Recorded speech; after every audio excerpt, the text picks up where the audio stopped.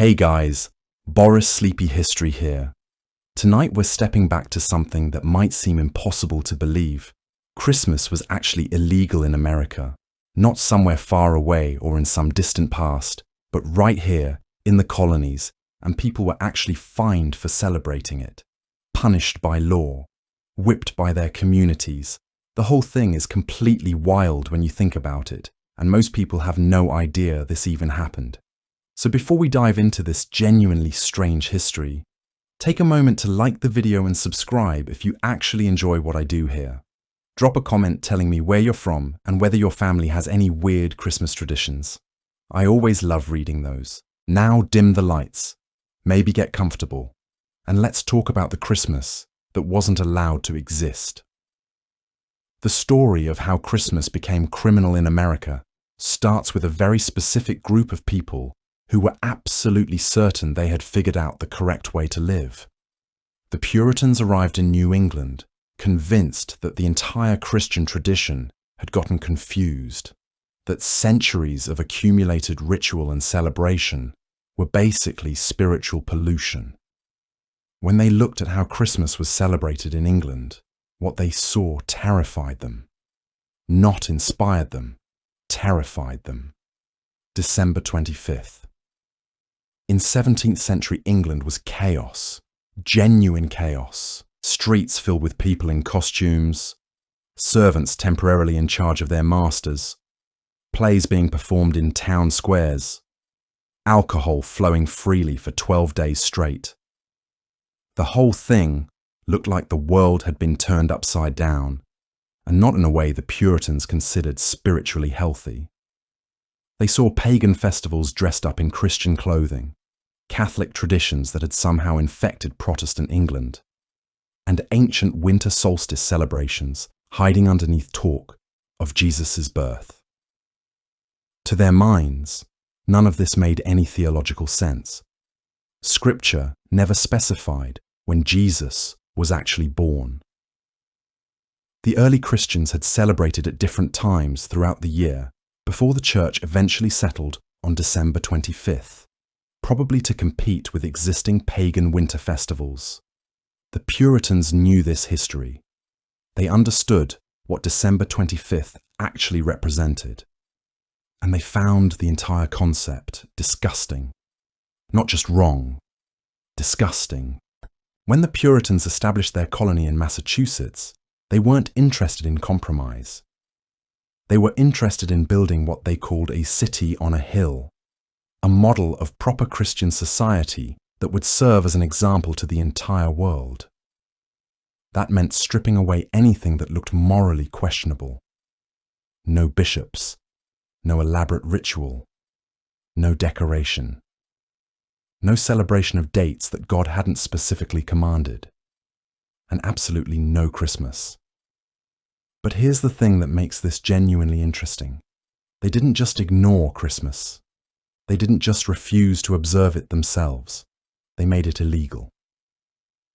In 1659, the Massachusetts General Court passed a law, an actual law. It imposed a 5-shilling fine on anyone caught observing Christmas. The law specifically targeted anybody found observing by abstinence from labor, feasting, or any other way any such days as Christmas Day. 5 shillings represented roughly a week's wages for a common labourer. That's serious money. That's money that could damage a family. That's a fine designed to actually hurt people and make them think twice about celebrating. And people understood the message. Neighbours reported neighbours. Communities enforced the law. If you were caught celebrating Christmas in Massachusetts, everybody would know about it. The fine would be paid in front of the community. Your reputation would suffer, and the shame would linger. The law remained on the books until 1681, but even after it was technically repealed, the cultural weight of it never really disappeared. Generations of people had grown up understanding that Christmas was suspicious at best and actively sinful at worst. Even a century later, in 1776, that shadow still fell across New England. The Puritan attitude toward Christmas wasn't just religious conservatism. It wasn't just theological principle. though it was definitely that. It also contained a very specific political calculation. Christmas in Old England had always involved this element of inversion. Servants becoming masters for a day, social hierarchy temporarily dissolving, people demanding food and drink as payment for performances. The whole festival structure included elements of protest and rebellion. And the Puritan leaders who had seized power understood something fundamental about crowd psychology. If you allow people a day where normal rules don't apply, where authority gets temporarily suspended, where the bottom can flip to the top, you've created something potentially dangerous.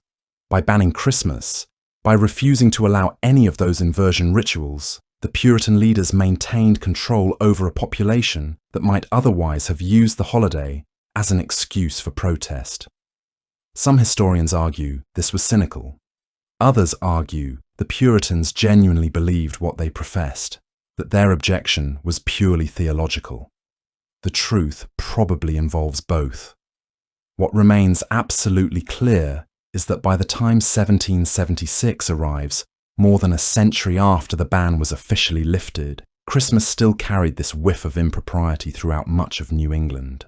There were actual churches that deliberately held regular services on December 25th, not special Christmas services, but ordinary services, as if to emphasize that the day possessed absolutely no particular significance. Ministers preached against the sin of Christmas celebration. They warned their congregations about backsliding into papist practice. Some families did mark the occasion, but they did so quietly, almost furtively, worried about attracting disapproval from neighbors or church elders. Not everyone in the colonies traced their ancestry to Puritan stock, though, and as you move south and west, the landscape changes dramatically. Dutch settlers in New York maintained their own traditions. They had a December gift giver named Sinterklaas, a figure who would eventually evolve into something way more familiar. A few scattered Catholic communities existed, though they were tiny and often persecuted. They observed Christmas with whatever devotion their circumstances allowed. Anglican parishes in the middle and southern colonies held services and actually encouraged moderate celebration, though even they tended to avoid the excesses that characterized traditional English Christmas. But here's where it gets really interesting. The religious divide over Christmas wasn't just about religion. It was also about how different parts of America were actually settled. New England attracted religious dissenters seeking freedom to practice their austere faith. The Chesapeake colonies, Virginia and Maryland, drew settlers motivated by economic opportunity, people who wanted to recreate English life rather than reform it. The middle colonies, established later with more diverse populations, developed their own complicated character. Not as religiously strict as New England, not as traditionally English as the South. Just this constantly shifting mixture of different traditions, different expectations, different ideas about what December should look like. This regional divide created what might be called the first truly American religious conflict, though nobody was calling it that at the time. It wasn't violent or dramatic in the way military conflicts are. It was just this persistent, low-level disagreement about whether December 25th meant anything at all, and what it meant if it did mean something. In Massachusetts, church records from the 1700s show ministers explicitly condemning Christmas celebrations as unchristian and spiritually dangerous. In Virginia, church records show ministers organizing Christmas observances and encouraging their congregations to participate. These weren't minor disagreements about details or emphasis. These were fundamental disagreements about what Christianity actually meant and how it should be practiced, and what counted as moral behavior. And these disagreements were never resolved because America never developed a unified religious establishment. Instead, America developed a patchwork of different religious traditions, coexisting uncomfortably and sometimes contentiously, each group thinking it had the correct understanding, and each trying to enforce its understanding in whatever areas it happened to have political power or cultural influence. This fragmentation was going to define American Christianity going forward. But in 1776, it just meant that Christmas itself was fragmented, contested, and fundamentally ambiguous. The Puritan legacy extended beyond just Massachusetts. It spread into Connecticut, New Hampshire, Rhode Island. It influenced settlements throughout New England, and through New England's disproportionate early influence on American religious culture, it created this persistent association between Protestantism and the rejection of Christmas celebration. Even colonists who weren't technically Puritan absorbed the cultural assumption that respectable people didn't make a big fuss about December 25th. The idea that Christmas was suspect, that celebrating it showed insufficient moral discipline, that you were supposed to treat it like any other day persisted for generations. Even after the legal ban was repealed, even after a century had passed, even after most people intellectually understood that Christmas itself wasn't actually illegal anymore, the cultural weight remained. In the southern colonies, the Anglican Church maintained its dominance, and with it, the expectation that Christmas should be observed. But this wasn't the same as forcing people to celebrate Christmas. It was more about establishing Christmas as a normal, acceptable, even encouraged part of the social calendar. The great planter families incorporated Christmas celebration into their seasonal rhythms. They planned for it. They invested in it. They used it as a way to display their status and maintain their social networks. Christmas became entangled with power and wealth in the South in ways it never became in New England. In New England, Christmas remained something to suppress or at best ignore. In the South, Christmas became something to embrace and expand, a marker of who you were and where you belonged in the social order. These weren't trivial differences. These were different religions, essentially, with different understandings of human nature, discipline, celebration, and community. The legal situation across the colonies reveals just how fragmented America really was at this point. In Massachusetts, Connecticut, and New Hampshire, Christmas observance was either illegal or heavily discouraged through social pressure. The law banning Christmas and the cultural weight of Puritanism made celebrating risky. Even after the ban was technically lifted in 1681, the expectation remained that respectable people did not mark the day as special. Working on December 25th was normal. Eating whatever meals you normally ate was normal. Treating it like any other day was not just acceptable, but actually expected by your community. If you wanted to demonstrate your piety, your morality, your respect for the community, you didn't celebrate Christmas. That was the message being sent constantly through social interactions, church sermons, and community judgment. You proved your virtue through restraint. You proved your worthiness through normalcy. After the official ban was repealed, communities found other ways to enforce the ban's spirit. Ministers could deny communion to people who celebrated Christmas. Churches could refuse to perform marriages for families that had made a display of Christmas observance.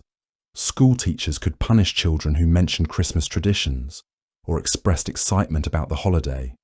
The legal mechanism had been removed, but the social machinery remained fully functional.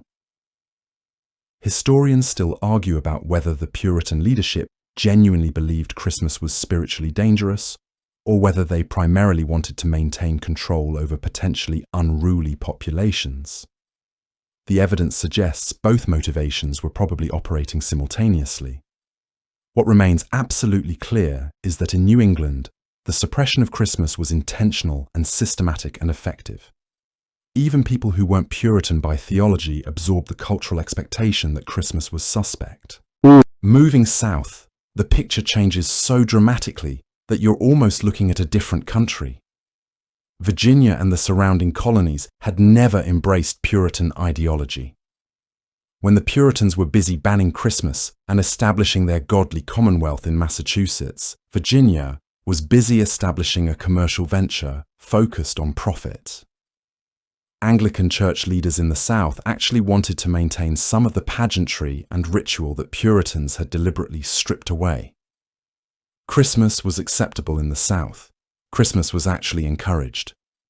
Plantation owners in Virginia threw elaborate parties. Great houses blazed with candles. Visitors came from surrounding areas and stayed for multiple days. There was feasting. There was drinking. There were gifts exchanged among family members and close associates. Music and dancing continued for days. These celebrations were nothing like the restrained affairs of New England.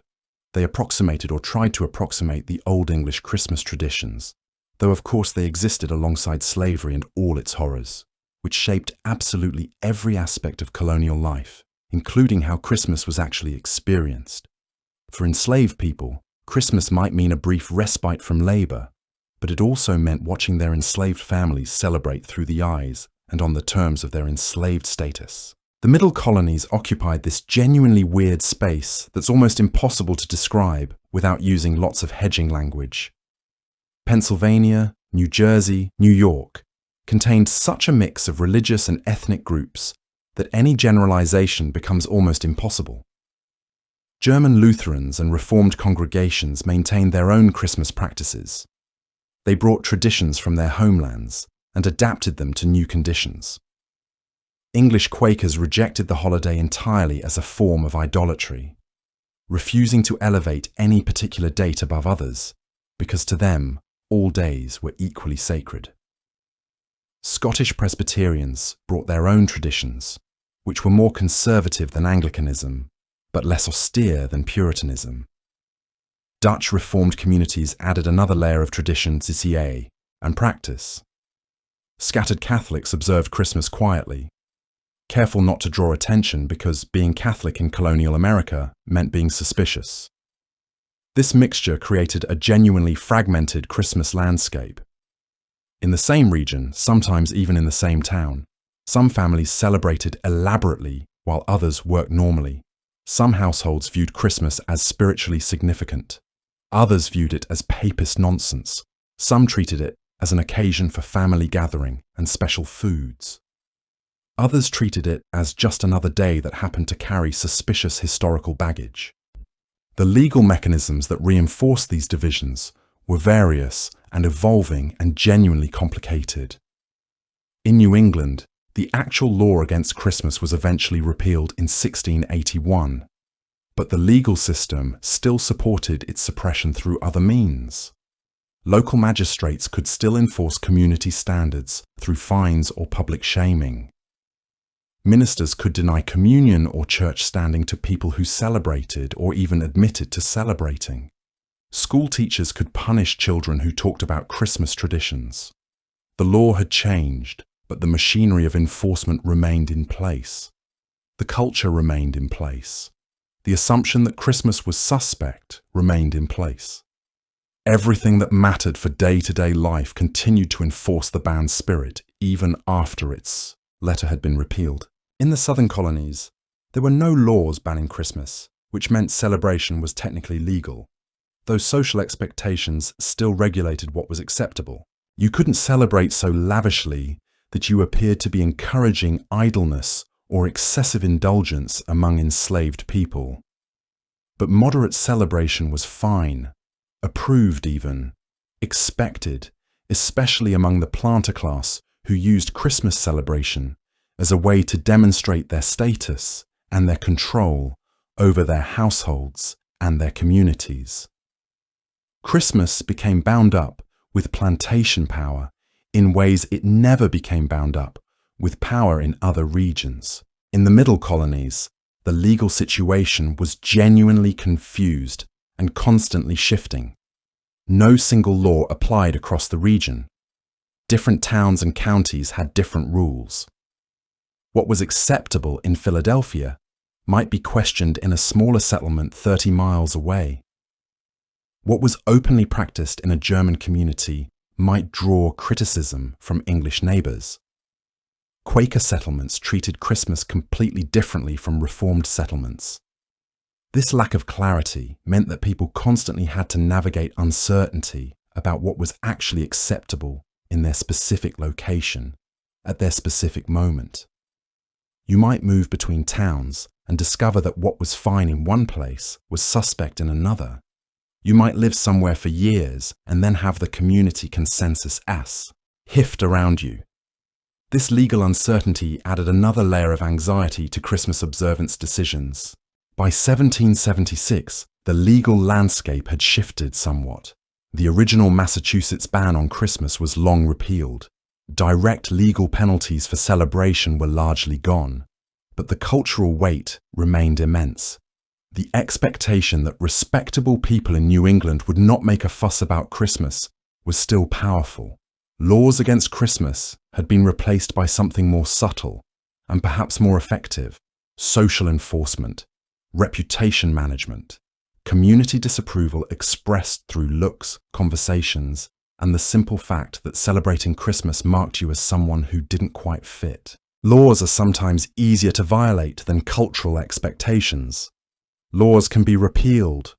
Cultural memory is way stickier. What Christmas actually meant in 1776 depended almost entirely on where you lived. In New England, if your household observed Christmas at all, you did it quietly and carefully, and with full awareness that you were doing something that other people in your community viewed with suspicion. Maybe a slightly better meal than usual, maybe a moment of prayer, maybe a small gift that was practical rather than festive, something you could justify as necessary rather than celebratory. But you did it without drawing attention. You didn't decorate your home. You didn't make a display for neighbors to see. You didn't treat it as something special or different from regular days. To do so would mark you as suspect in your community, as insufficiently reformed in your theology, as potentially sympathetic to Catholicism or monarchy or some other corrupting influence that the community had spent a century trying to purge. The whole point was to be unremarkable on December 25th, to go about your day normally, to work if you could work, to eat regular meals, to avoid anything that could be interpreted as celebration, to demonstrate through your ordinariness that you understood Christmas was not actually significant in the spiritual hierarchy of the Christian year. In Virginia and the plantation colonies, Christmas meant something entirely and completely different from New England. If you were part of the planter class, it meant opening your home to extended family and neighbors from surrounding areas. It meant organizing elaborate feasts, using preserved foods and fresh meats, and everything you had managed to accumulate through the year. It meant displaying your wealth and status through the abundance of food and drink in ways that no one could ignore. It meant hosting events that could last for multiple days, with visitors arriving and staying for a week or longer. Music, dancing, card games, entertainment. The whole spectacle of Christmas was an opportunity to demonstrate your position in the social hierarchy and to reinforce your connections with other members of the planter class. Even enslaved people got a brief respite from work during Christmas, though that relief came with its own complications that historians are still trying to understand. Some historians argue that Christmas represented a genuine pause in the brutal work schedule, a moment where even the worst systems of human bondage required occasional release and restoration. Others argue that Christmas served primarily as a tool of control, a brief reward that made the ongoing bondage more bearable and less likely to provoke open rebellion. The truth probably involves both interpretations operating simultaneously. For German settlers in Pennsylvania, Christmas meant something else entirely, something that maintained continuity with their European heritage, even in a completely new environment. They maintained traditions that English colonists found genuinely bizarre and somewhat threatening. They brought actual evergreen trees into their homes, which seemed like an absurd fire hazard to most English observers who had never seen anything like it. They decorated these trees with candles, creating these shifting, dancing shadows that filled rooms with light and movement. They made special cookies and breads using imported spices and precious sugar that they had saved throughout the year. They sang carols in German, maintaining their language and their cultural identity through music. They engaged in the Atrical traditions like bellsnickling, where costumed figures went door to door, rewarding good children and threatening naughty ones in performances that mixed entertainment and moral instruction. These celebrations weren't suppressed by law in Pennsylvania, but they were viewed with suspicion and sometimes with hostility by English neighbors who saw them as foreign, possibly corrupt, potentially dangerous to the community. The traditions persisted because the German communities maintained enough internal cohesion and enough economic independence to protect their practices even when they faced social pressure. But they remained separate from English communities, somewhat isolated, definitely other. For most ordinary colonists in 1776, whether Christmas was observed at all depended almost entirely on your family background, your religion, your economic circumstances, and your location. If you came from New England Puritan stock and lived in Massachusetts or Connecticut, Christmas meant restraint and normalcy. If you came from Virginia planter families and lived in the South, it meant celebration and display. If you came from German communities and lived in Pennsylvania or areas with German settlements, it meant specific traditions maintained through careful preservation and transmission across generations. If you came from Quaker backgrounds, it meant nothing at all, because Quakers rejected the very concept of holy days, viewing all days as equally sacred or equally ordinary. If you were poor, Christmas might mean nothing because you couldn't afford to mark it with special foods or gifts or any expenditure at all. If you were wealthy, Christmas could mean significant expenditure and effort and planning and displaying your wealth. If you were enslaved, Christmas meant whatever your enslavers decided it would mean on any given year, which could range from genuine relief and time away from work to continued oppression, dressed in the language of holiday grace. The meaning of Christmas was not universal. It was not even consistent within regions. It was determined by power, by tradition, by theology, by economics, by where you happened to be born and who happened to have authority over you. The actual observance of Christmas in the colonies existed on a spectrum from non-existent to elaborate. On one end, people who followed strict Reformed or Puritan theology didn't observe it at all. They worked on December 25th as they worked every other day. They ate their normal meals using whatever they normally ate. They might attend church services designed deliberately to emphasize that nothing special was happening, that the day deserved no particular recognition. On the other end, wealthy planters in Virginia threw parties that lasted 12 days, attempting to recreate or remember the old English Christmas traditions they had heard about or read about in letters from relatives. Between these extremes, thousands of households made their own individual decisions about how to mark December 25th, if at all.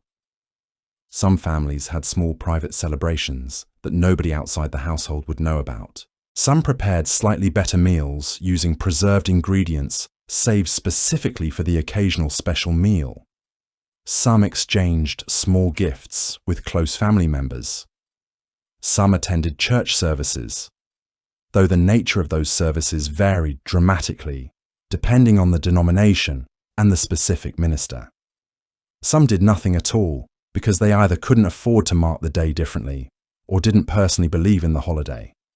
The point is that Christmas in 1776 was not a unified national experience. It was a collection of fragmented, regional, sometimes family-specific decisions about what December 25th actually meant. The preparation for any Christmas observance that did occur required significant advance planning. This wasn't something you decided on December 24th. This was something you started planning months earlier. If you wanted special foods, you had to preserve ingredients throughout the year. Meat had to be salted or smoked months in advance. Fruits and vegetables had to be dried. Spices had to be hoarded and rationed. Grains had to be set aside. If you wanted to prepare baked goods or other special foods, you had to plan for the fuel required to heat your oven.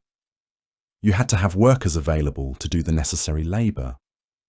You had to manage the logistics of it all while still maintaining all the other ongoing work of winter survival. The romantic vision of colonial Christmas, with groaning tables and abundant cheer, obscures the weeks or months of labour that any serious feast required. Labour performed by people who had no guarantee the feast would actually happen. Illness, accident, spoilage, or simple exhaustion could derail any preparation at any moment. The war transformed absolutely all of this. By December 1776, the American colonies were in open rebellion against Britain. The Continental Army was dissolving. British forces occupied New Jersey and parts of New York. Hessian soldiers were stationed throughout the occupied regions. The future was genuinely uncertain. Victory seemed impossible. Defeat seemed likely. For colonists caught between the armies, Christmas became something to survive rather than celebrate. The presence of occupying troops meant requisitions and forced purchases at unfair prices. It meant the potential for violence if someone was suspected of aiding the rebels. It meant the constant anxiety of not knowing whether you were on the winning or losing side, and what that would mean for your family when the dust finally settled. For patriots, Christmas became almost irrelevant because everything was focused on survival and the uncertain outcome of the war.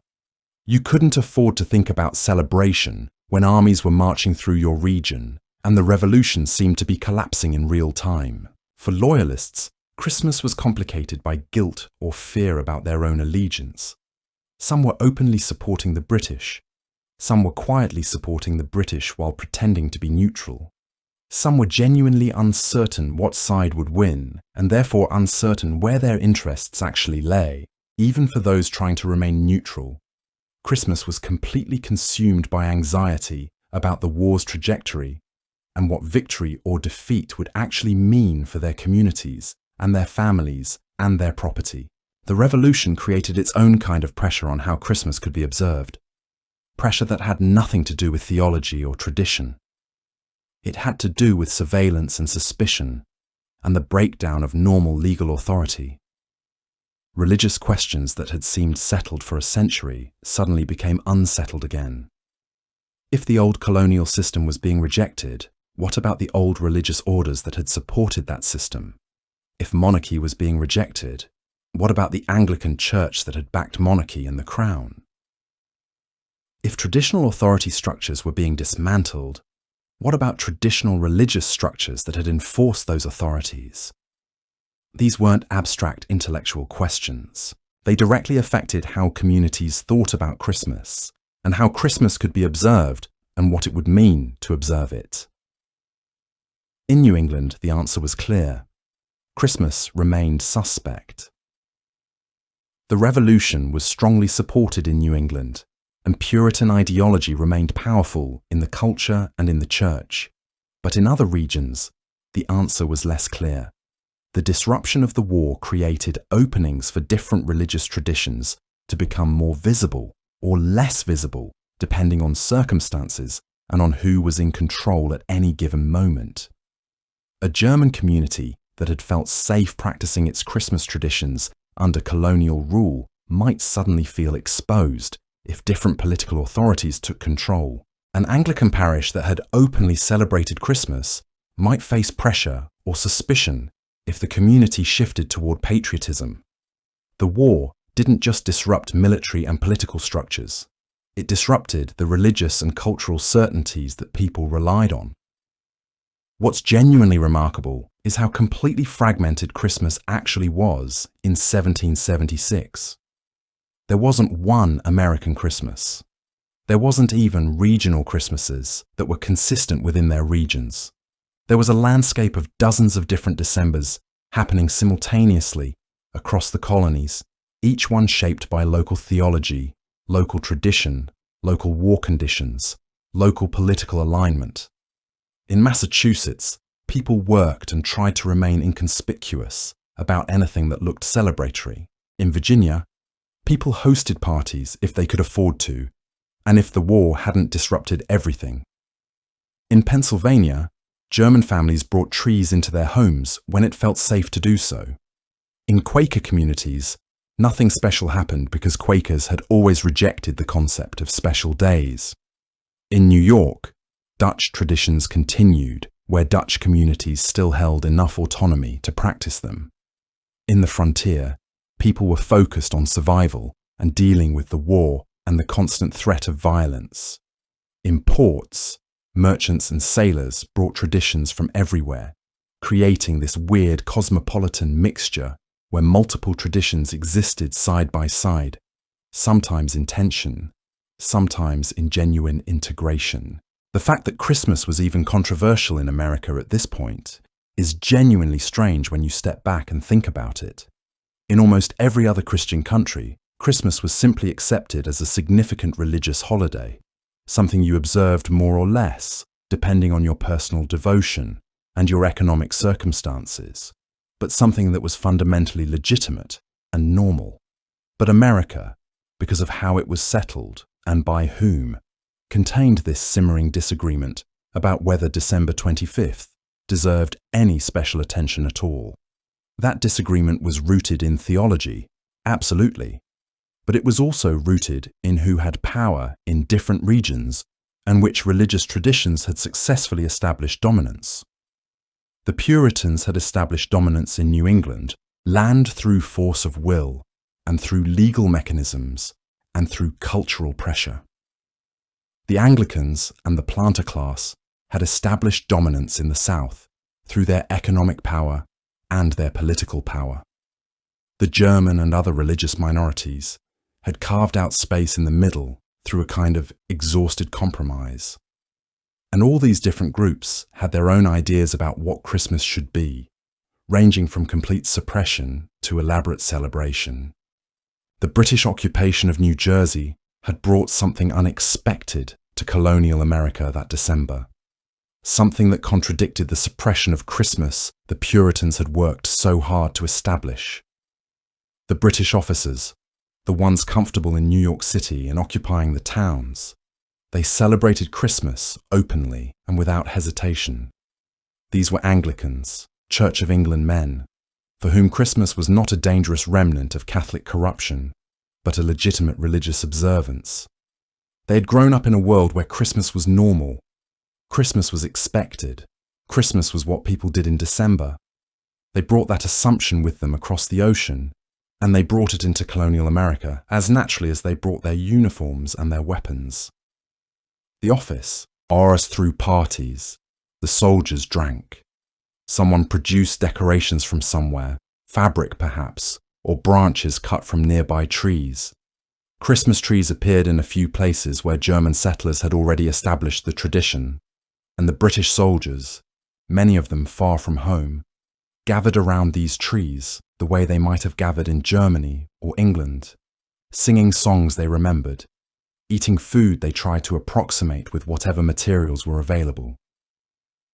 For the occupying British forces, Christmas was simply what Christmas was supposed to be, a season of celebration and enforced merriment in the middle of a brutal war. They didn't think of it as radical. They didn't think of it as controversial. They thought of it as normal. The irony was profound, almost unbearable. In a colony being fought over by revolutionaries claiming to establish a new kind of freedom, claiming to be building something better than what the old world had been, the authoritarian British military was actually more permissive about Christmas celebration than the American religious establishment had been for the past century. Nobody was fining British soldiers for celebrating. Nobody was threatening them with excommunication. Nobody was asking them whether Christmas was biblically justified or whether it represented Catholic corruption. The British celebrated Christmas because that was what their culture had always done, and the idea that someone might object never really occurred to them. They certainly didn't understand the weight of Puritan suppression that still hung over parts of the colonies like a cloud that would never lift. They didn't know that for many colonists, Christmas was still tinged with the suspicion that enjoying it meant surrendering to corruption, that observing it might mark you as insufficiently reformed in your faith, that the memory of being fined for feasting was only a few generations old. The British just celebrated.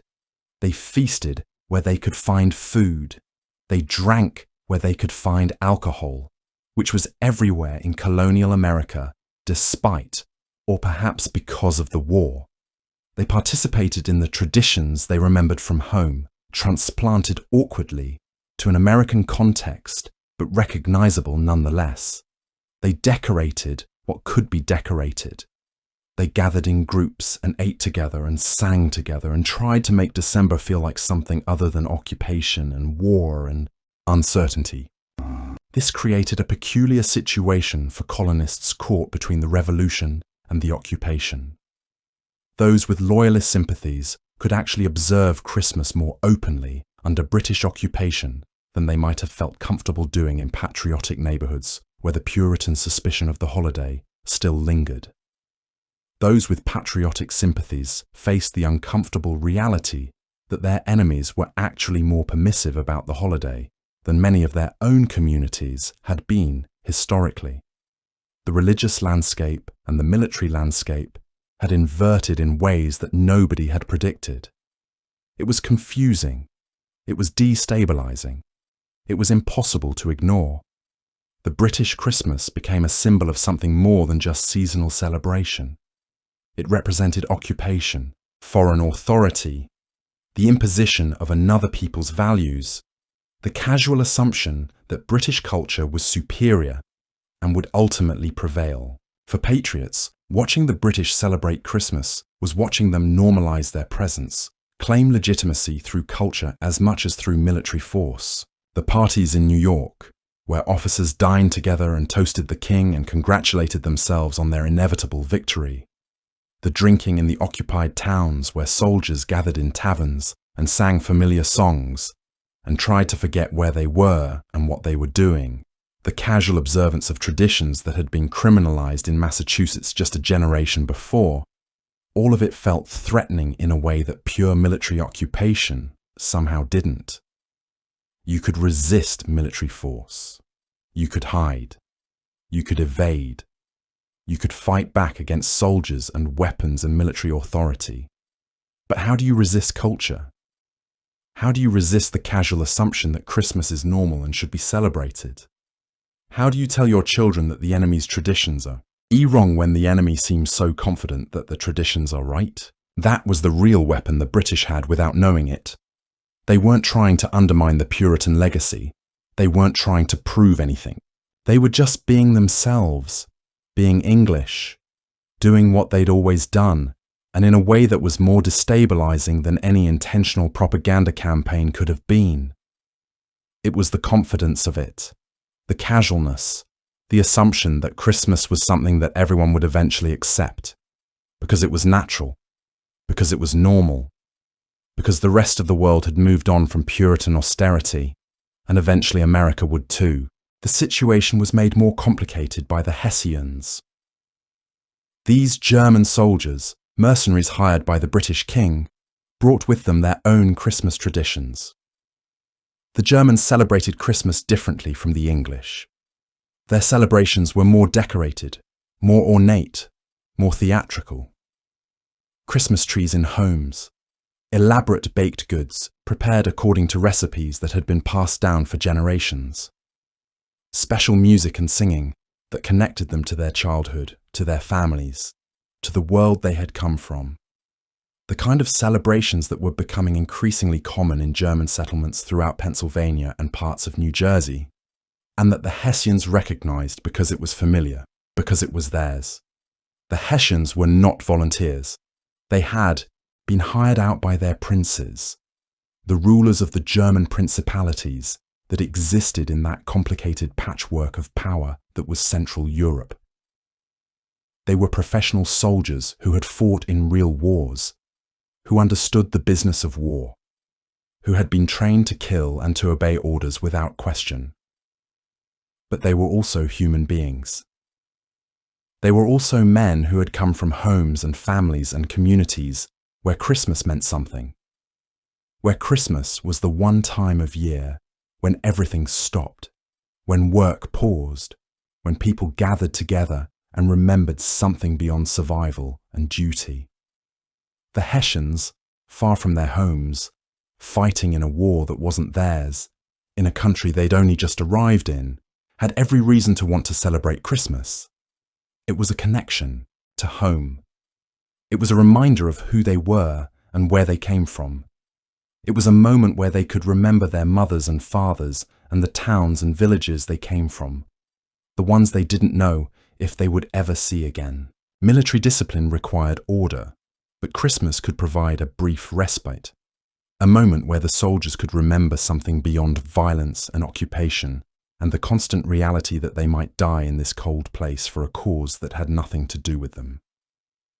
The British officers understood this. They had dealt with German troops before. They understood the morale implications.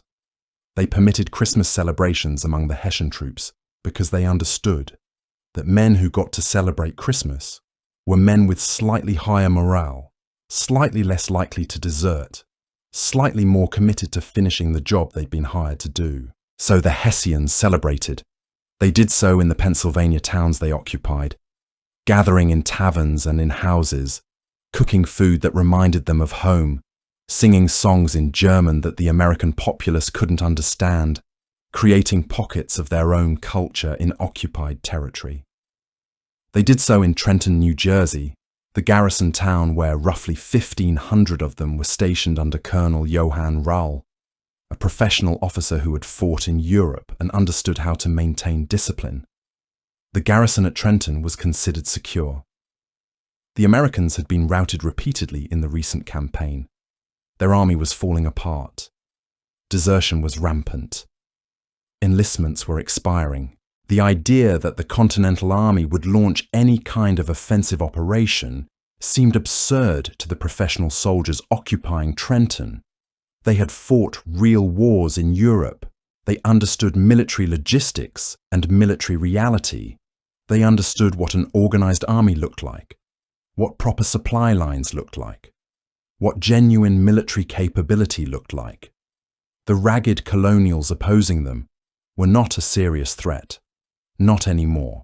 Perhaps they never had been. So the Hessians permitted themselves to relax. They permitted themselves to prepare Christmas celebrations. The Hessian soldiers in Trenton, many of them far from their homes and their families, and the frozen villages in Germany from which they had been conscripted, began the preparations that would let them observe Christmas, even in enemy territory. They probably gathered together on Christmas Eve. They probably sang carols in German. They probably thought about their families, their homes, the Christmases they'd experienced before the war, before they'd been hired out by their princes to serve a distant king, before they'd boarded ships and sailed across an ocean to fight in a conflict they didn't understand. The Hessians had been through a lot. They'd fought in the summer campaign when the British were driving the Continental Army back. They'd been part of the occupation of New Jersey. They'd pushed the Continental Army back across the state and into Pennsylvania. They'd established garrison posts in towns throughout the region. They'd done the job they were paid to do. They'd proven they could beat the American army. They'd proven that professional European soldiers could defeat colonial militia. Christmas seemed like a small thing to ask for. A brief moment where they could be something other than soldiers in an occupying army, where they could remember what life had been like before uniforms and orders and the constant threat of violence. What Washington understood, what the British and the Hessians did not, was that desperation could drive men to do things that seemed impossible. What conventional military wisdom said was impossible. The Continental Army was falling apart. This was undeniable. Everyone knew it. The soldiers knew it. The officers knew it. Washington knew it. The morale was low because the cause seemed to be failing. The supplies were short because there was no organized system for providing supplies. The enlistments were expiring because soldiers had committed to serve for a limited time, and that limited time was running out. By January 1st, roughly half the army would cease to exist legally because the soldiers' contracts would end. Not all of them would leave. Some would stay. Some would be persuaded to re-enlist. But many would go home. They would go home to their families and their farms and their businesses and the civilian lives they had left behind to join this military adventure that was starting to feel like a disaster. Washington could not afford to wait. He could not afford to sit still. If he didn't do something dramatic, something that proved the cause was still viable, the entire revolutionary enterprise would collapse into nothing. The British were comfortable. They believed they had won. Not that the fighting was over, but that the outcome was inevitable. It was only a matter of time before the rebellion fully dissolved. The occupation felt secure. The Hessians celebrated Christmas. The officers planned their own festivities. They were confident. They were relaxed. They had done what they came to do. Nobody expected an attack. Nobody expected that Washington would be insane enough to cross an ice-filled river in the middle of a blizzard to attack a well-fortified garrison. Nobody expected that because it was insane. It was militarily unsound. It violated every principle of rational warfare. You didn't attack when you had no supply lines. You didn't attack when your army was in worse condition than the enemy's. You didn't attack in weather so bad that your own men might freeze to death before they ever reached the enemy. Every textbook on military science would tell you not to attack under these conditions. Every professional officer would tell you it was impossible. Every rational analysis would suggest that their only wise course was to retreat, to consolidate, to prepare to resist the inevitable British advance into Pennsylvania. Washington understood all of this. He was a professional officer. He had fought in the French and Indian War. He understood military principles. He knew the tactical disadvantages. He knew the odds. He knew that if the attack failed, if things went wrong, the Continental Army would cease to exist. Not metaphorically, not as an organization that could be reformed or rebuilt, actually cease to exist. Soldiers would freeze to death crossing the river. Others would freeze to death on the march to Trenton. Others would be captured and, faced with the choice between freezing or surrendering, would surrender. The cause would be lost. The revolution would be finished. There would be no more chances. No spring campaign. No hope of victory. Just the slow realization that the British and their German mercenaries had been right all along, that the American rebellion was never really viable, that the outcome had been inevitable from the beginning. But Washington also understood that doing nothing was also a losing strategy. Slow defeat wasn't better than quick defeat. It might be slower, but it was just as final. A gradual collapse of the army wasn't preferable to one final desperate gamble. One offered false hope until the bitter end. The other offered a chance, however slim, to change everything. So, he made the decision. He would cross the Delaware River on Christmas night. He would attack Trenton.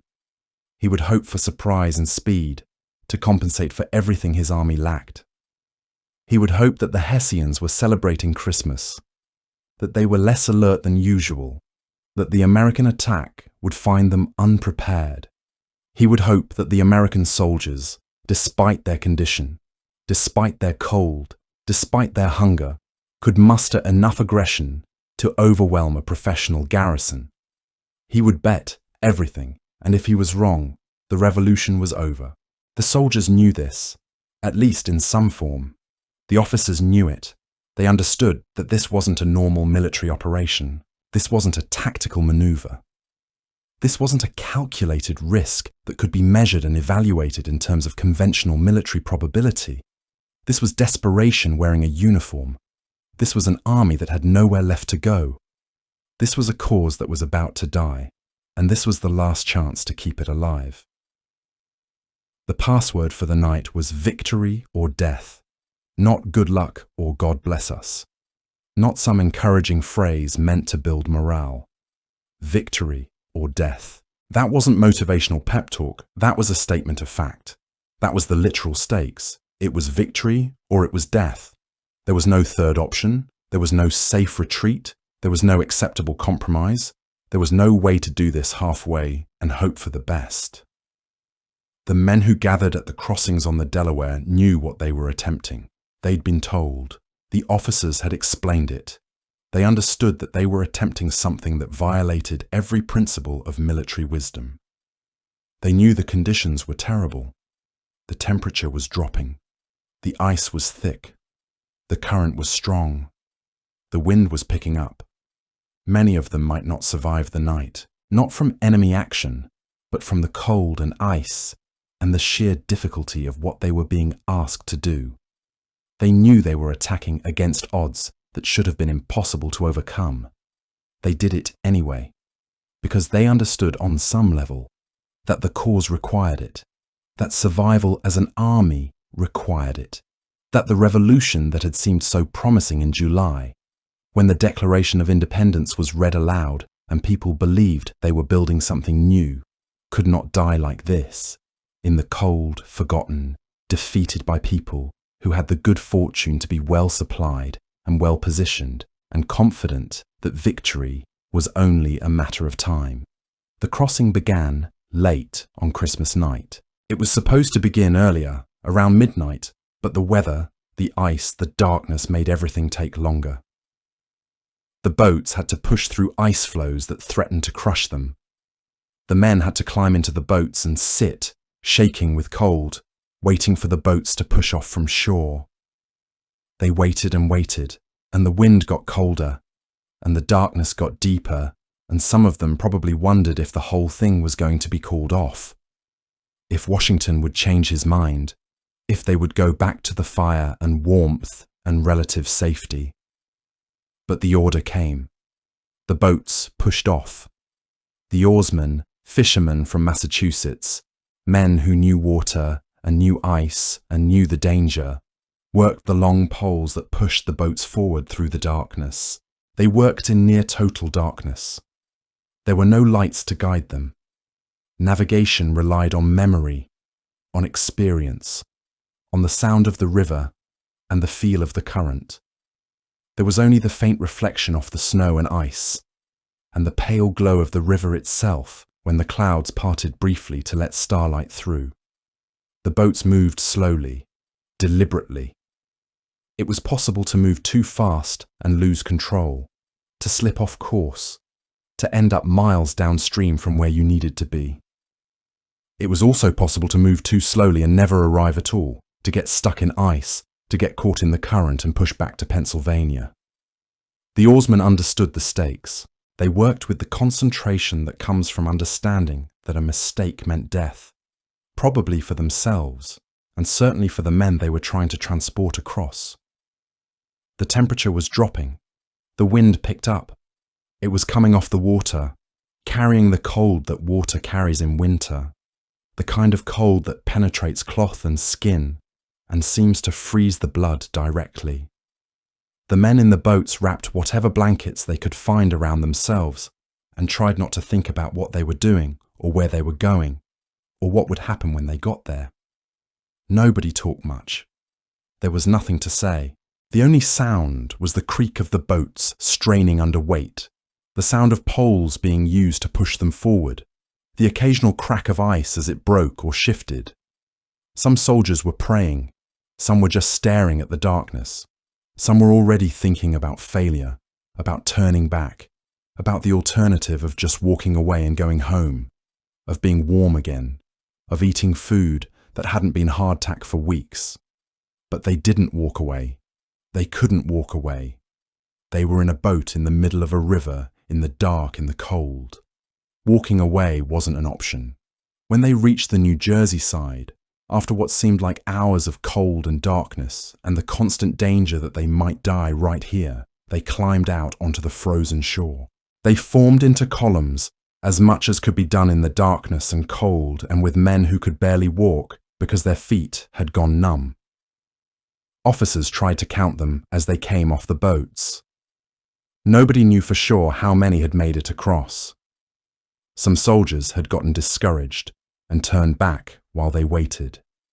Some had gotten lost in the darkness and confusion. Some had almost frozen to death and were barely functional. Some had fallen in the water and had to be pulled out and were now wet and even colder. But enough had made it across. Maybe not enough by the normal standards of military logic, but enough to form a coherent force. Enough to march. Enough to fight. The march to Trenton began. It was 9 miles. It should have taken maybe 2 hours in good conditions on a clear road with fresh soldiers and decent supplies. In the snow and cold, it took much longer. It took hours and hours of suffering. The men marched through drifts that came up to their waists. They fell through snow that concealed ice and frozen ground beneath. They marched through woods where branches tore at faces and clothing and opened cuts that bled in the cold. They marched through darkness that seemed absolute, using feel and sound more than sight to stay on the path. Some men fell. Some had to be helped up by other men who were hardly in better condition themselves, who were also frozen and exhausted and running on nothing but determination and the knowledge that if they turned back now, the whole thing would be for nothing. The cold didn't kill them yet, but it was working on them. Frostbite was setting in. Feet were going numb. Fingers were losing feeling. The body was shutting down the extremities to try to preserve the core temperature, to keep the heart beating and the lungs breathing. It was a losing battle against the weather, but the body didn't know that. It just kept trying to survive, kept trying to function, kept pushing forward because stopping meant death. The soldiers kept marching because stopping meant death. Not from enemy action, from cold, from exposure. From the simple fact that if you stopped moving in this weather, you would eventually freeze solid right where you stood. Some soldiers had no shoes. They'd wrapped their feet in rags and cloth and whatever they could find, but it wasn't enough against the ice and snow and the bitter cold. The rags were wet now. Water in winter cold is a death sentence. The feet were bleeding from the rags that had frozen into the skin. Every step was agony, but they kept walking. They kept marching toward Trenton, toward a garrison they hoped would still be asleep, still be celebrating Christmas, still not expect that anyone would be insane enough to attack them on this night. They kept marching because at the end of the march was either victory or death. And right now, in the middle of the march, they were already experiencing something close to death. The cold was death. The exhaustion was death. The hunger was death. The only thing that might change that was reaching Trenton and attacking the garrison. Everything, the whole terrible night, the whole impossible march, depended on surprise. On the Hessians being caught off guard. On the attack succeeding before the professional soldiers could organize a defense. On speed and aggression compensating for superior enemy position and superior enemy supply and superior enemy training. The Hessian garrison had not gone to sleep calmly. There had been reports of American movement, there had been warnings sent to Colonel Roll. He had dismissed them. The weather was too bad. No army would move in these conditions. The Americans didn't have the discipline to move in these conditions. The Hessians were professional soldiers. They'd fought real armies in real wars. They understood military logic. The Americans were amateurs. They wouldn't attack. They couldn't attack. The weather alone made it impossible. So Rahl had dismissed the warnings. He'd ordered the sentries to remain at their posts. But the alert status was standard. The garrison wasn't standing at full readiness. The soldiers were preparing for Christmas. Some were drinking. Some were playing cards. Some were trying to remember home and family and what Christmas had meant in a place that wasn't occupied, that wasn't at war, that wasn't hostile to everything they represented. The Hessians had no idea that the Continental Army was at that moment assembling on the other side of town. They had no idea that exhausted, frozen, desperate soldiers were marching through the snow toward them.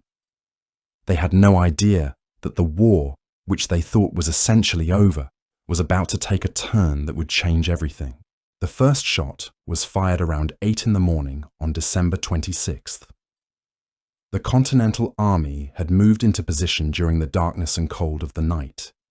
They'd formed their columns as best they could with frozen, exhausted men. They'd positioned their artillery on the high ground overlooking the town. They'd done everything they could to prepare for an attack that, if it didn't work, would be the final catastrophe of a failed revolution. There was no backup plan. There was no retreat route. If this attack failed, everything was over. The army would dissolve. The soldiers would be captured or killed or just wander off into the snow. The revolution would be finished. As the sun began to come up, as the darkness began to give way to grey morning light that revealed the landscape covered in snow, the attack began. The American artillery opened fire on the town. That was the signal. That was the moment when everything changed from planning to action, from hope to reality. That was the moment when the desperate gamble became irreversible. The Hessians scrambled to respond. They came out of buildings confused. They came out of their quarters not fully dressed, not fully awake. Some of them had been celebrating Christmas. Some of them had been sleeping. All of them were caught off guard by the sight of American soldiers advancing through the snow and the sound of cannon fire that echoed through the frozen morning. The Christmas celebration that had been prepared so carefully, that had meant so much to men so far from home, was cut short by the reality of violence and the realization that the war was not over, that the Americans could still fight, that their comfortable occupation was ending. The battle was brief. It lasted maybe an hour, maybe less. It wasn't long enough for the Hessians to fully organize. It wasn't long enough for them to mount an effective defense. The Americans had surprise. They had the benefit of artillery positioned on high ground. They had desperate men fighting for their last chance. Men who understood that if they lost this battle, everything was lost. The Hessians had been comfortable. They'd been off guard. They'd been drinking. They'd been singing carols and thinking about home. Now they were fighting for their lives in a small New Jersey town on the morning after Christmas, in a battle they hadn't expected, and against an enemy they'd thought was defeated. They were losing. Colonel Rawl was wounded. He died later, in the very house where he'd hosted his Christmas Eve celebration with the other officers, where they'd drunk and gambled and congratulated themselves on how secure the situation was, how inevitable their victory was, how the American rebellion was dying. His last words, according to some accounts, involved an admission that he had been foolish to dismiss the warnings about American movement, that he had underestimated the enemy, that he had been caught off guard by an army that shouldn't have been capable of this, that should have been too demoralized and too weakened to fight. Nearly 1,000 Hessian soldiers were captured. Hundreds were killed or wounded. The Continental Army had won. Not just a tactical victory, a strategic victory, a psychological victory. Proof that the revolution was not dead. Proof that Washington's army could still fight. Proof that the cause had a future. Proof that desperation, when combined with courage and willingness to do the impossible, could change outcomes that everyone had already decided were inevitable. The soldiers who had marched through the ice and snow, who had nearly frozen to death, who had attacked against impossible odds, had done something that changed history. They didn't know it yet. They were too cold, too tired, too hungry, too focused on the immediate reality of victory and survival. They were trying to process what had happened. They'd been convinced they were going to die, that the cold would kill them before the Hessians did. And then they'd attacked, and the Hessians had been surprised, and they had won. They'd actually won. Against odds that should have been impossible. The revolution that seemed to be ending in defeat had been resurrected by a desperate gamble in a blizzard on Christmas night. The Christmas the Hessians had prepared to celebrate never happened. The songs they'd planned to sing never got sung. The food they'd prepared went unconsumed. The moment of peace they'd hoped for was replaced by violence and surrender, and the realization that they'd been wrong about everything. The Christmas the British officers in New York had planned would continue, but with less confidence, less certainty that victory was inevitable, less comfort in the belief that the American rebellion was dying. The Christmas the colonists had been uncertain about, divided about, cautious about, had become the moment when everything changed. Not because of religious significance, not because of tradition, but because of strategy and desperation, and the willingness of desperate men to do what seemed impossible. The war would continue for years. The struggle would be long and difficult. Trenton was not the end of the conflict. It was not even the turning point. Not really. There would be defeats after this. There would be losses. There would be more suffering. But at that moment, on that morning, with the American artillery still smoking, and the snow still falling, and the Hessian colours coming down, replaced by American colours, the revolution had been saved. And it had been saved not by following conventional wisdom. It had been saved by breaking every rule of military logic. It had been saved by Washington understanding that desperation could be an advantage if you had the will to use it.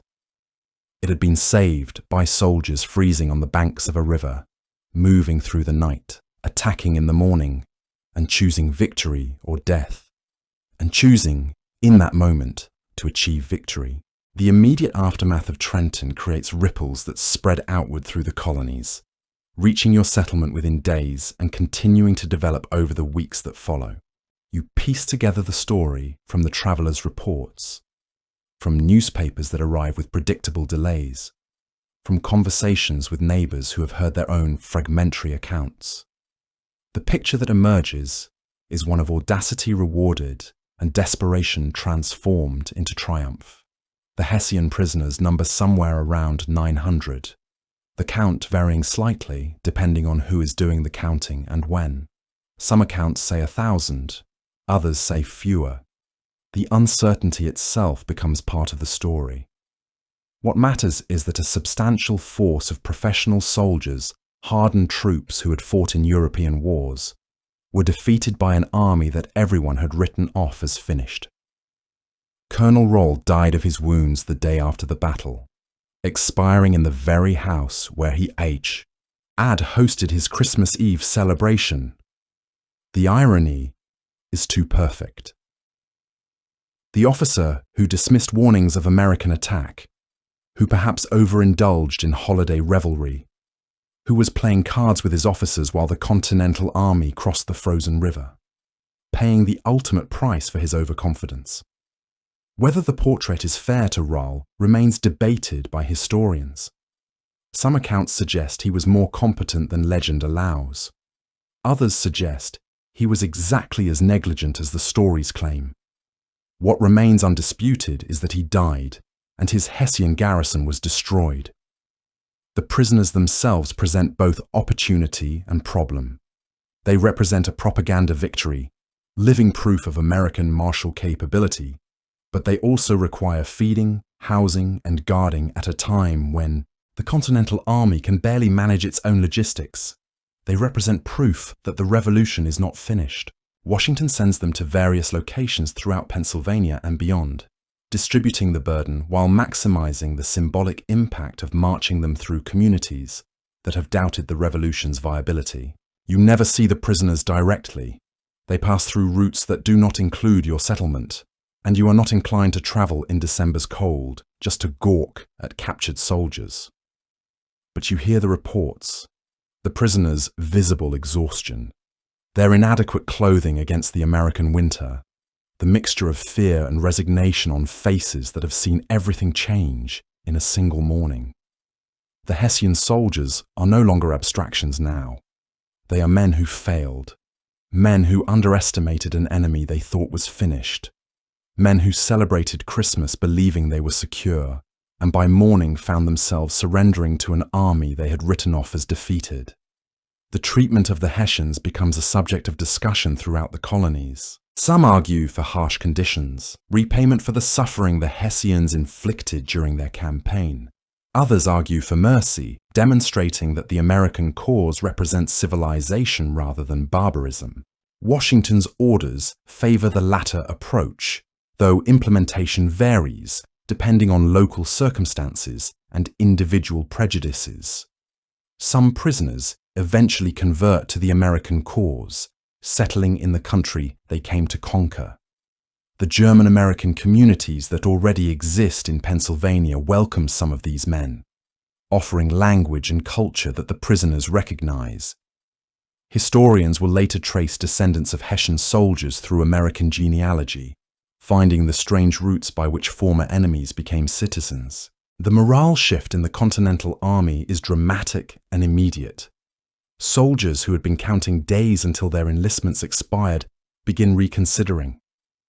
Washington speaks to them personally and through officers, asking them to stay a little longer to build on the victory, rather than walking away just as things improve. Some agree, some do not. But the overall spirit has shifted from despair to cautious optimism. You feel this shift yourself, though you are not a soldier and have no enlistment to renew. The news from Trenton has changed something in how you perceive the world. The British seemed unstoppable before Christmas. Now they seem merely formidable. The revolution seemed doomed. Now it seems possible. These are subtle shifts in perception, difficult to quantify, but they matter enormously for how people behave. As news spreads across the colonies, different regions respond according to their own particular circumstances and temperament. In New England, where patriot sentiment has always run strong, the victory at Trenton confirms what many Congregationalists and Presbyterians believed from the beginning: that God's providence favors the American cause. Ministers incorporate the news into sermons, drawing parallels to biblical victories against overwhelming odds. David and Goliath language appears again and again. The cold, desperate crossing of the Delaware becomes divine test and divine validation simultaneously. Churches that have been cautious about openly supporting the revolution feel emboldened. Committees of safety reorganize with renewed confidence. The young men who had been wavering about joining the Continental Army find fresh motivation. Word arrives from communities throughout Massachusetts and Connecticut and Rhode Island that militia units are reforming, that volunteers are coming forward, that the revolution which seemed to be dying is suddenly alive again. The middle colonies respond with more complexity. Pennsylvania and New Jersey, caught between armies for months, have learned caution. The victory at Trenton is good news, certainly. It proves the Continental Army is not finished. But it also proves that battles are still being fought in their territory, that armies still move through their lands, that the war is nowhere near conclusion. The mixed populations of these colonies respond with mixed reactions. German settlers who had sympathized with the Hessians, who had seen them as fellow Protestants and fellow Germans, process the defeat with complicated emotions. Not relief exactly, but recognition that the occupation was not going to last forever. Quakers who have tried to remain neutral find their neutrality increasingly difficult to maintain. Merchants who have been trading with both sides, wondering which side will ultimately prevail, start hedging their bets more carefully toward patriot interests. Loyalists grow quieter. They had assumed British victory was inevitable. Now they are less certain. The southern colonies react with a kind of distant hopefulness. The war has been geographically far from most of them. Southern planters have been able to maintain their plantations and their lives with less direct disruption than northern colonists. The victory at Trenton is news but not presence. It suggests that northern patriots might after all be capable of sustained resistance. It influences attitudes toward the revolution in ways that are subtle but real. Militia recruitment improves. Supplies that were being hoarded begin to flow toward the Continental Army more readily. The assumption of inevitable British victory, which had been spreading through southern colonies as northern defeats accumulated, begins to erode. Even the wealthy planters who have been hedging their political bets find themselves leaning more clearly toward the patriot cause. Not because they suddenly believe in democratic ideals or the rights of man, but because a revolution that can win might actually succeed. And if it succeeds, they want to be on the winning side. If they want to maintain their power and influence in whatever government emerges, they need to have supported it. Trenton changes the calculation from impossible to possible, and possible means they can afford to commit more openly to the cause. The news of Trenton also travels to England, of course, though weeks later. The British public and Parliament receive reports of a small garrison defeated by a ragged army. Official accounts downplay the significance. It is presented as a minor setback in what remains clearly a trajectory toward British victory. The Americans can win a battle here or there, but they cannot win the war.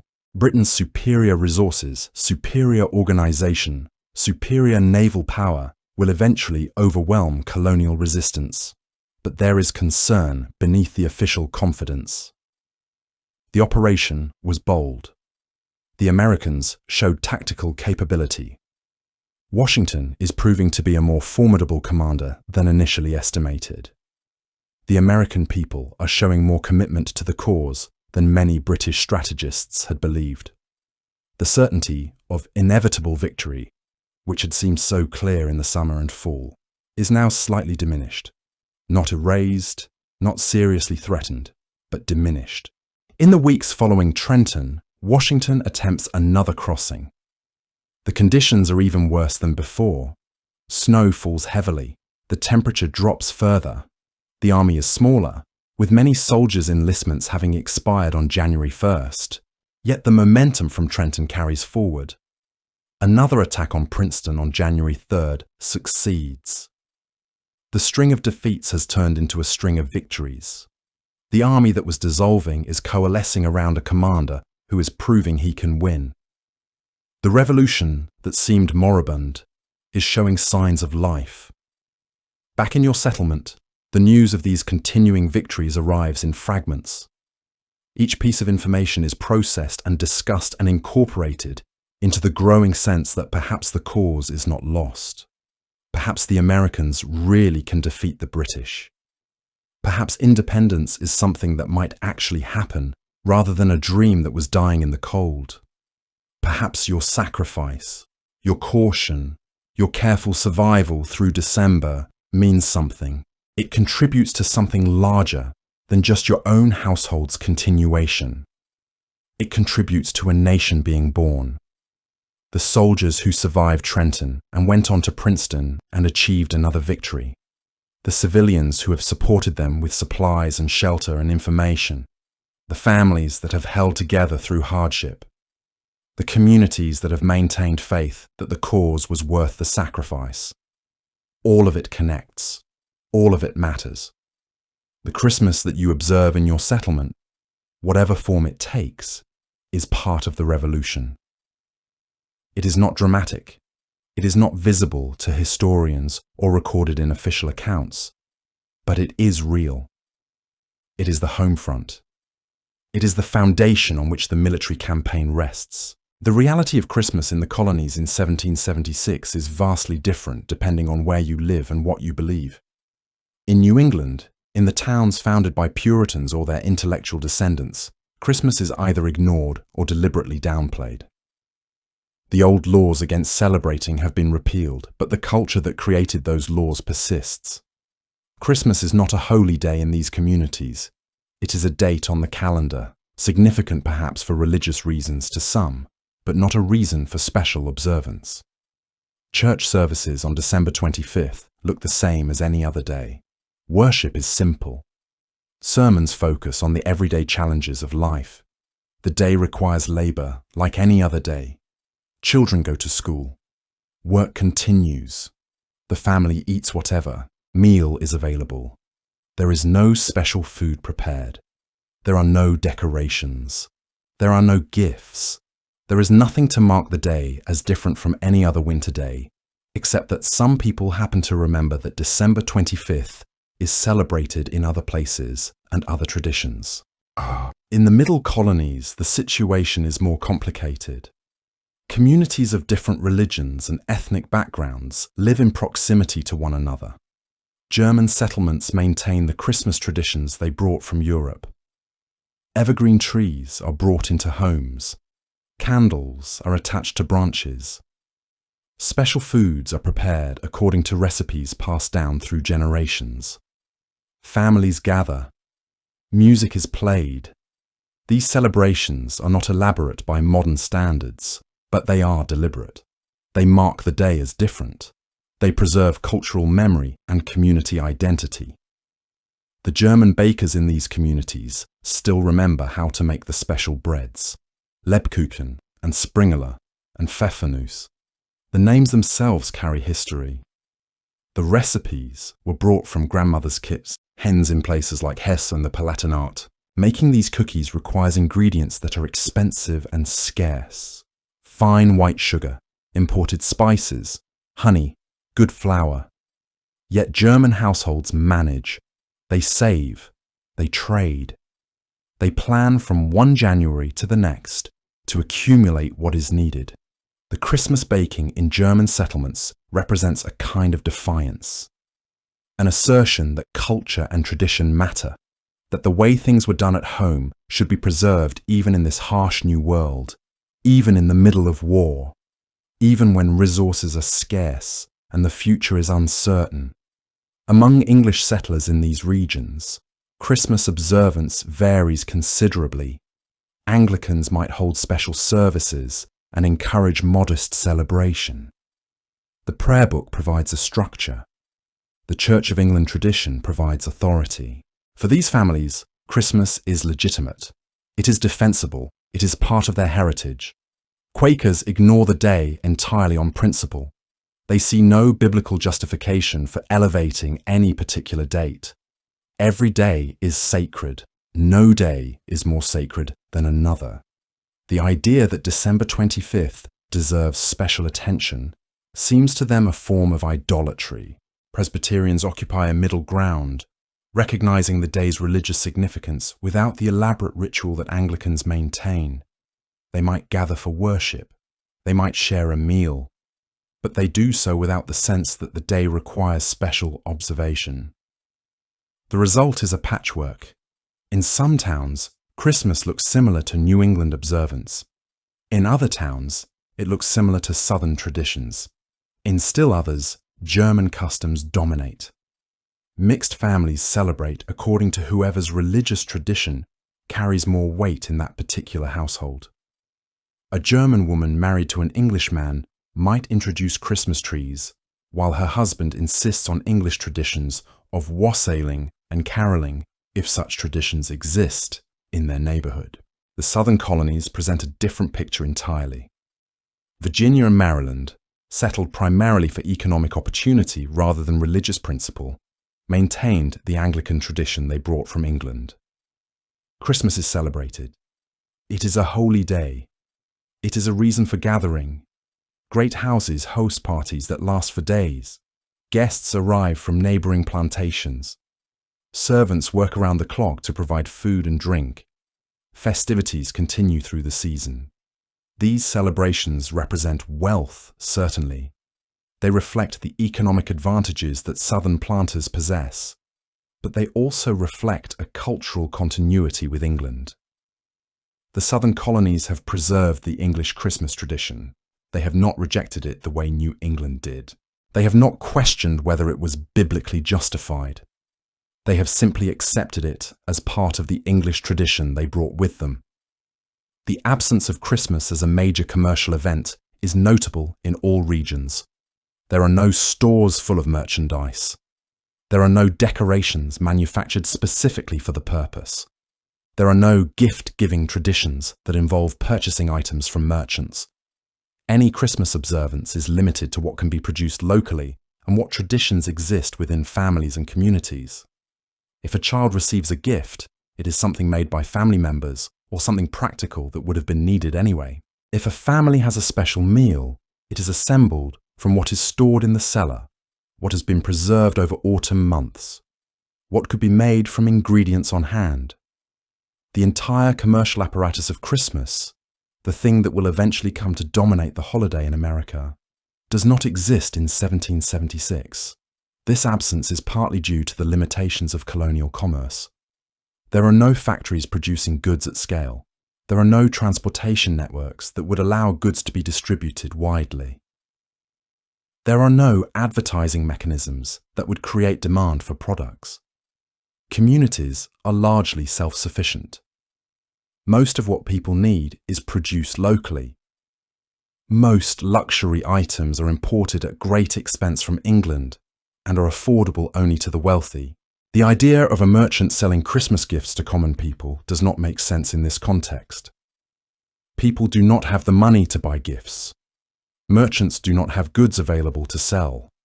The infrastructure does not exist. But the absence is also cultural. The Puritan influence that suppressed Christmas had also created a culture suspicious of consumption. Excess was seen as sinful. Luxury was viewed with disdain. The idea of spending money on decorative items or non-essential gifts would have seemed frivolous at best and morally wrong at worst. Even in regions where Christmas was celebrated, the celebration was restrained. There was no expectation of elaborate gift-giving. There was no sense that Christmas required purchasing. The holiday was observed through gathering and perhaps special food and perhaps religious observance. It was not observed through consumption. Food in December 1776 presents a different challenge entirely. The abundance of November is gone. The autumn harvest is finished. What remains is what was preserved. Root vegetables stored in cellars, dried fruit hanging from rafters, salted meat, dried grain, preserved vegetables. The diet is monotonous by modern standards. It repeats day after day. Stew with root vegetables and salted meat. Bread made from stored grain. Cider made from stored apples. Cheese. Nuts. Dried fruit as a special treat.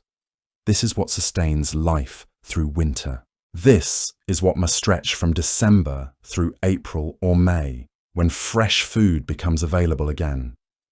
Planning for Christmas means selecting items from these preserved stores.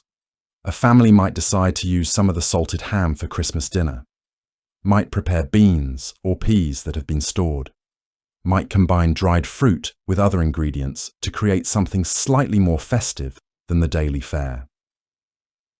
The dried apples that have been hanging in the loft for months become something approaching a dessert when combined with molasses and a tiny bit of precious sugar. The nuts that were saved from autumn become part of a special bread. The effort required is not shopping and purchasing. It is remembering what was preserved, assessing how much can be spared, calculating whether using premium items now means having enough for the lean months that follow. Any family that observes Christmas by eating special food must do so with the knowledge that every item used is not available for later consumption. Every luxury consumed now is a luxury not available in February or March, when winter presses most heavily and food supplies run lowest. When winter gets truly bitter. When cold penetrates the house no matter how much wood burns. When supplies that seemed abundant in December feel increasingly scarce. This calculation shapes whether and how Christmas is celebrated.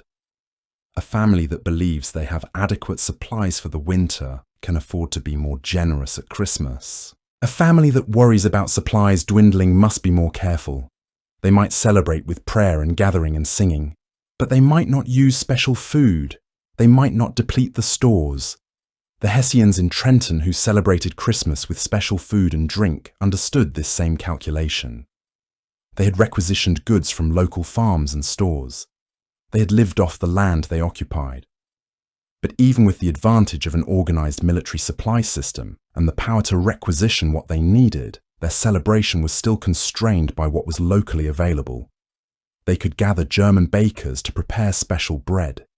They could command that ingredients be provided for Christmas dinner, but they could not magically create foods that did not exist in December Pennsylvania. The Christmas celebration of an occupying military force was still limited by the reality of seasonal food availability. You think about the provisions in your cellar and calculate what might be spared for Christmas. There is enough, certainly. You will not go hungry. But there is not enough for generosity. Not enough for feasting in the English tradition. Not enough for the kind of abundance that colonists in wealthy households or in regions with greater resources might achieve. Your Christmas feast, if you have one, will be modest. It will rise slightly above the daily routine. It will mark the day as different. But it will not be elaborate. It cannot be elaborate. The very survival through winter depends on husbanding these preserved resources carefully. This scarcity shapes how Christmas is experienced not just in practical terms, but in emotional terms. The holiday is not a time of abundance and excess. It is a time of slight improvement within the context of scarcity. It is a time of gratitude for what exists rather than celebration of what is provided. It is a time of acknowledgement that the household has enough to spare slightly, rather than a time of plenty. This gives the holiday a different character than it will eventually develop. Christmas in future centuries will be associated with abundance, with more food than can be eaten, with more gifts than can be opened, with profusion and excess. But Christmas in 1776 is associated with careful management of scarcity, with making the best of what is available, with marking a day by consuming slightly more than usual, while remaining constantly aware of the limits imposed by survival. Some families in the colonies will not observe Christmas at all. Not out of religious conviction necessarily, but simply because the day does not mean anything to them, or because the effort required to mark it seems disproportionate to the benefit. These families will eat their normal meal on December 25th. They will do their normal work. They will go to sleep at their normal time. In the morning, December 26th will arrive, and life will continue exactly as it has been continuing. For these families, Christmas does not exist except as a word they have heard applied to something that happens in other places, to other people. Other families will acknowledge the day with a moment of prayer. A brief recognition that the day commemorates something religious and important. The prayer happens. Life resumes. The day is marked but not celebrated. Still, other families will make a special effort. They will select premium items from their preserved stores. They will spend extra time on preparation. They will gather the family together. They might sing. They might tell stories. They might exchange small gifts. They might express gratitude for having survived another year. They might discuss hopes for the new year and the future and the war and what might come. These families are celebrating in the sense that they are marking the day as different and special, but they are celebrating in a restrained way. They are celebrating within the limits of what is possible and what seems appropriate given the circumstances of their lives. The war makes everything about Christmas more fraught. The fear that this might be the last Christmas if the revolution fails. The anxiety about sons and husbands and brothers who are with Washington's army. The uncertainty about what the future holds. The knowledge that moments of peace and family gathering might not be guaranteed. This gives any Christmas observance a weight that it might not otherwise carry. Even a simple meal becomes precious because it might be the last one. Even a small gathering becomes precious because someone might not be there next year. Even a moment of peace becomes precious because there might be no peace for months to come. The food of Christmas, modest though it is, carries all of this weight. The preserved ham that has been saved for this occasion, the special bread made with the finest flour available, the dried fruit combined into something approaching a dessert, the cider poured in slightly larger measure than usual. All of it tastes of what is lost and what might be lost. All of it tastes of gratitude and anxiety and hope and fear mixed together. Eating Christmas dinner in 1776 is not simply eating. It is participating in a ritual that acknowledges survival and expresses hope that survival will continue. It is consuming what has been carefully hoarded. It is trusting that the spring will bring new abundance and there will be time to replenish what has been used. The practical work of preparing Christmas food falls primarily on women, on mothers and wives and daughters who manage the household kitchen and the root cellar and the preservation of food for the winter. These women make the decision about what can be spared. These women do the labor of preparation. These women transform preserved stores into something slightly more festive than the daily meal. They do this work while maintaining all the other work: the cooking of regular meals, the feeding of children and husbands and servants and animals, the maintenance of the household, the preservation of remaining food, the mending of clothing, the care for the sick, the education of children. Christmas does not create a pause in this work. It creates an additional task layered on top of work that is already extensive and exhausting. You watch your wife or husband managing the kitchen on December 24th and 25th, and you see the care that goes into preparing something special. You see the calculation of resources. You see the weighing of possibilities. You see the decision to use a portion of what has been carefully saved in order to mark the day. You see the work of preparation done with something approaching joy, or at least with a kind of determined pleasure. And you understand that this meal, simple as it is, represents something significant. It represents the household's continued survival. It represents hope that there will be other Christmases. It represents a moment of stepping back from pure survival into something approaching life. It represents the decision that marking this day is important enough to require sacrifice from the hoarded supplies and sacrifice from the limited energy available. The morning of Christmas arrives in your household like any other morning, cold, dark.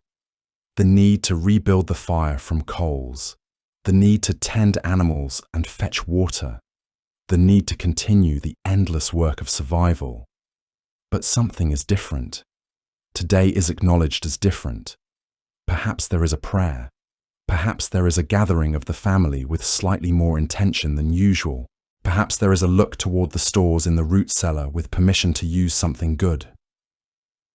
The meal preparation begins. The same hearth where daily stew is made now becomes the location of something more special. The broth is richer. The vegetables chosen more carefully. The bread baked with attention to quality. Dried fruit is reconstituted in precious liquid. A meal that still contains the same basic ingredients as any winter meal, but arranged with purpose, with thought, with intention to mark the day as different. The family gathers. They sit together. If they are religious, there might be prayer. If they are musical, there might be singing. Even if they are not particularly religious or musical, there is the understanding that this meal, this gathering, this moment matters. It matters because time is short. It matters because winter is long. It matters because the war is present. It matters because people are hungry, and death is never far away. The food tastes not just of preserved apples and salted meat, but of survival and hope and the determination to continue. The gathering tastes of family and community and continuity. The observance of Christmas, however modest, tastes of meaning, of asserting that some things matter besides survival, that beauty exists even in scarcity, that tradition and memory and family connection are worth preserving even when resources are desperately limited. This is Christmas in 1776. It is different in every region. It is celebrated according to the traditions that different communities brought with them. It is constrained by the scarcity that defines colonial life. It is complicated by the war. It is complicated by fear and uncertainty and the knowledge that everything might change. It is executed through the careful work of preparation and the willing consumption of slightly more than usual. It is a moment in the endless work of survival. It is precious because it is rare and because it requires sacrifice from limited resources. It is real because it is bounded by actual constraints and actual resources rather than by unlimited commercial possibility. It is authentic in a way that future Christmases, bathed in abundance and commercial products, will never be. December 1776. Christmas is what humans do when they do not have much to spare but want to mark a day as significant and sacred and worth remembering. It is what they do when they want to assert that life contains meaning beyond mere survival, when they want to say that tradition matters and family matters and gathering together matters enough to spend precious resources on something that has no practical purpose except to acknowledge the significance of living, of continuing, of hoping that there will be other Christmases to come. The children are restless on this final Sunday before Christmas. You watch them shifting in the wooden pews, struggling against the cold that seeps through the meeting house walls like a persistent tide. The minister has been preaching for nearly 2 hours, his voice rising and falling with the cadence of conviction. He speaks of sin and redemption, of moral decay in the colonies, of the need for spiritual renewal. There is no acknowledgement that Christmas approaches, no mention of the Saviour's birth or the significance of December 25th. To this minister and his congregation, the day is nothing more than a date on the calendar, a reminder that winter presses onward. The idea that December 25th deserves special recognition strikes the minister as absurd, almost comical in its presumption. The date has no biblical foundation. Scripture nowhere specifies when Jesus was born. Gospel accounts provide no information about the month or season. Early Christians celebrated the Nativity on various dates until centuries later, when the Church settled on December 25th, likely choosing it deliberately to supersede existing pagan festivals honouring the winter solstice and other seasonal observances.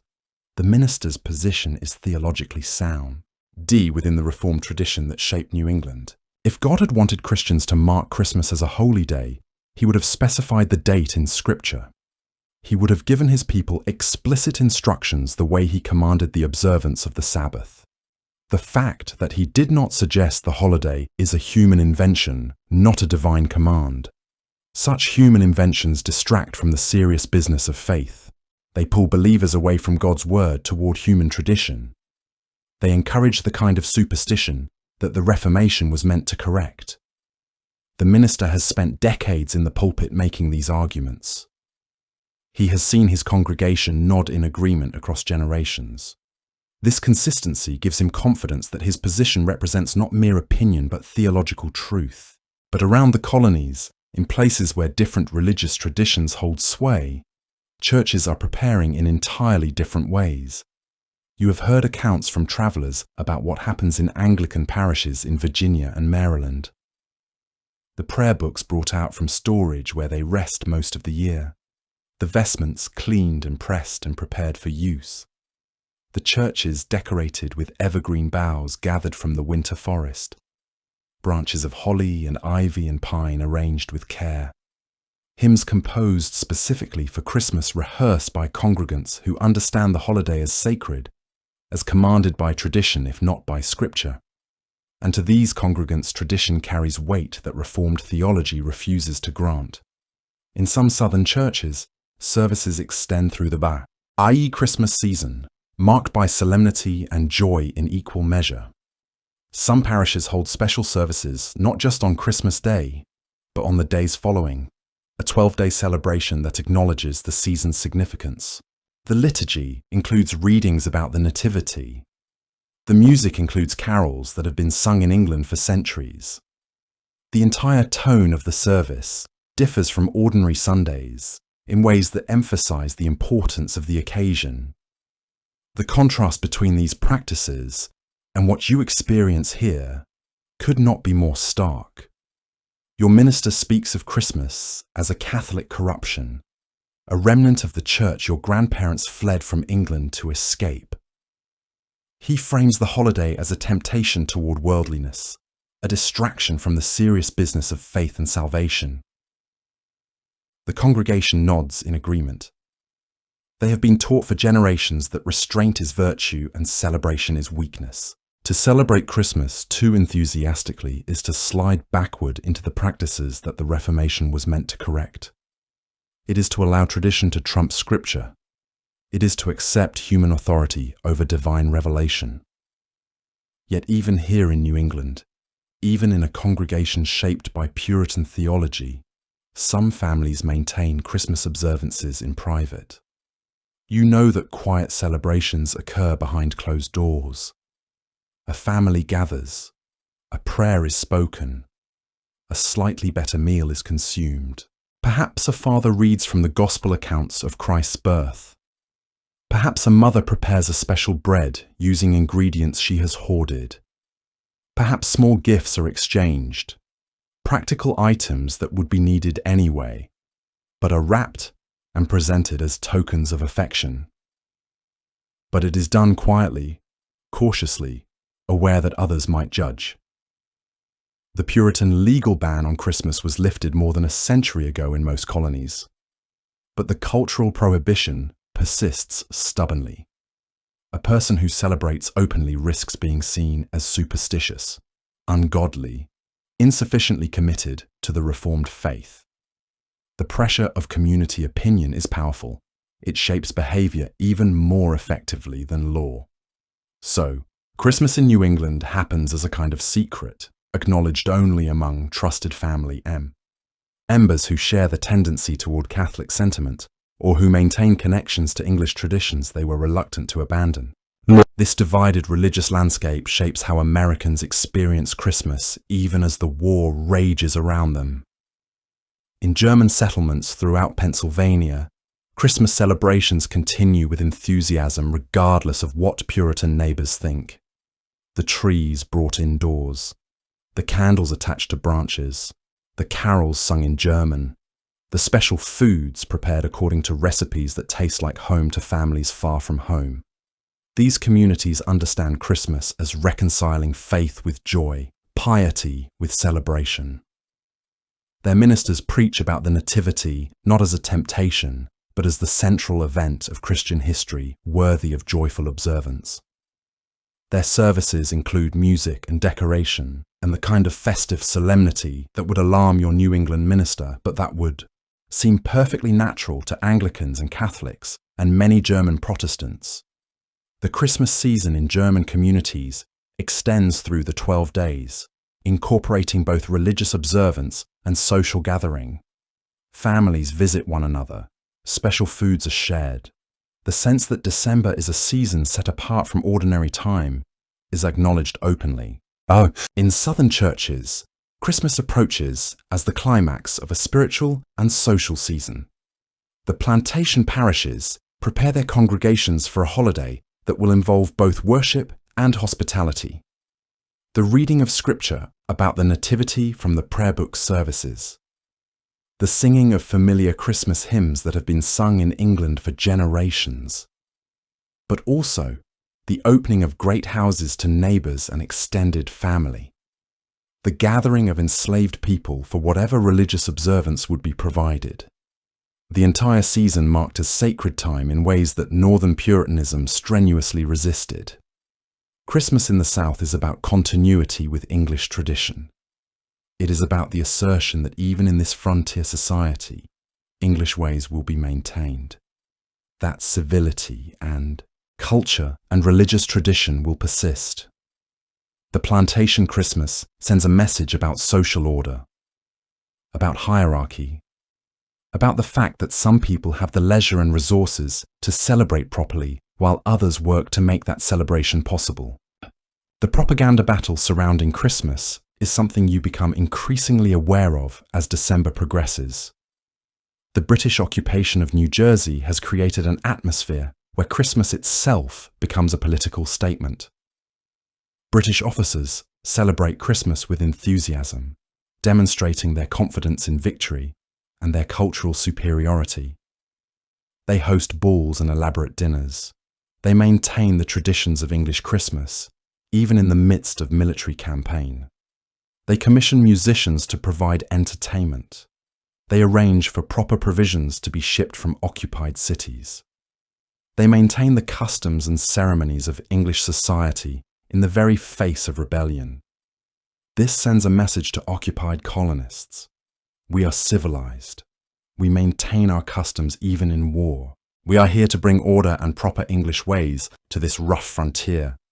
We will not be disrupted or intimidated by rabble calling themselves patriots. The patriot response to British Christmas celebrations is sharp and accusatory. Newspapers that arrive in your settlement carry stories of British officers carousing while soldiers suffer. The narrative emerges that the British are morally corrupt, that their celebration of Christmas demonstrates their indifference to the suffering they inflict. The same holiday that the British use to signal their civilization and order becomes a tool in the hands of patriot propagandists to demonstrate British moral bankruptcy. A holiday intended to show strength becomes evidence of weakness. A tradition meant to demonstrate culture becomes proof of decadence. The patriot press characterizes British Christmas celebration as obscene excess, while American soldiers freeze without adequate clothing, while families lose their homes to occupation, while enslaved people are forced to labor regardless of the season.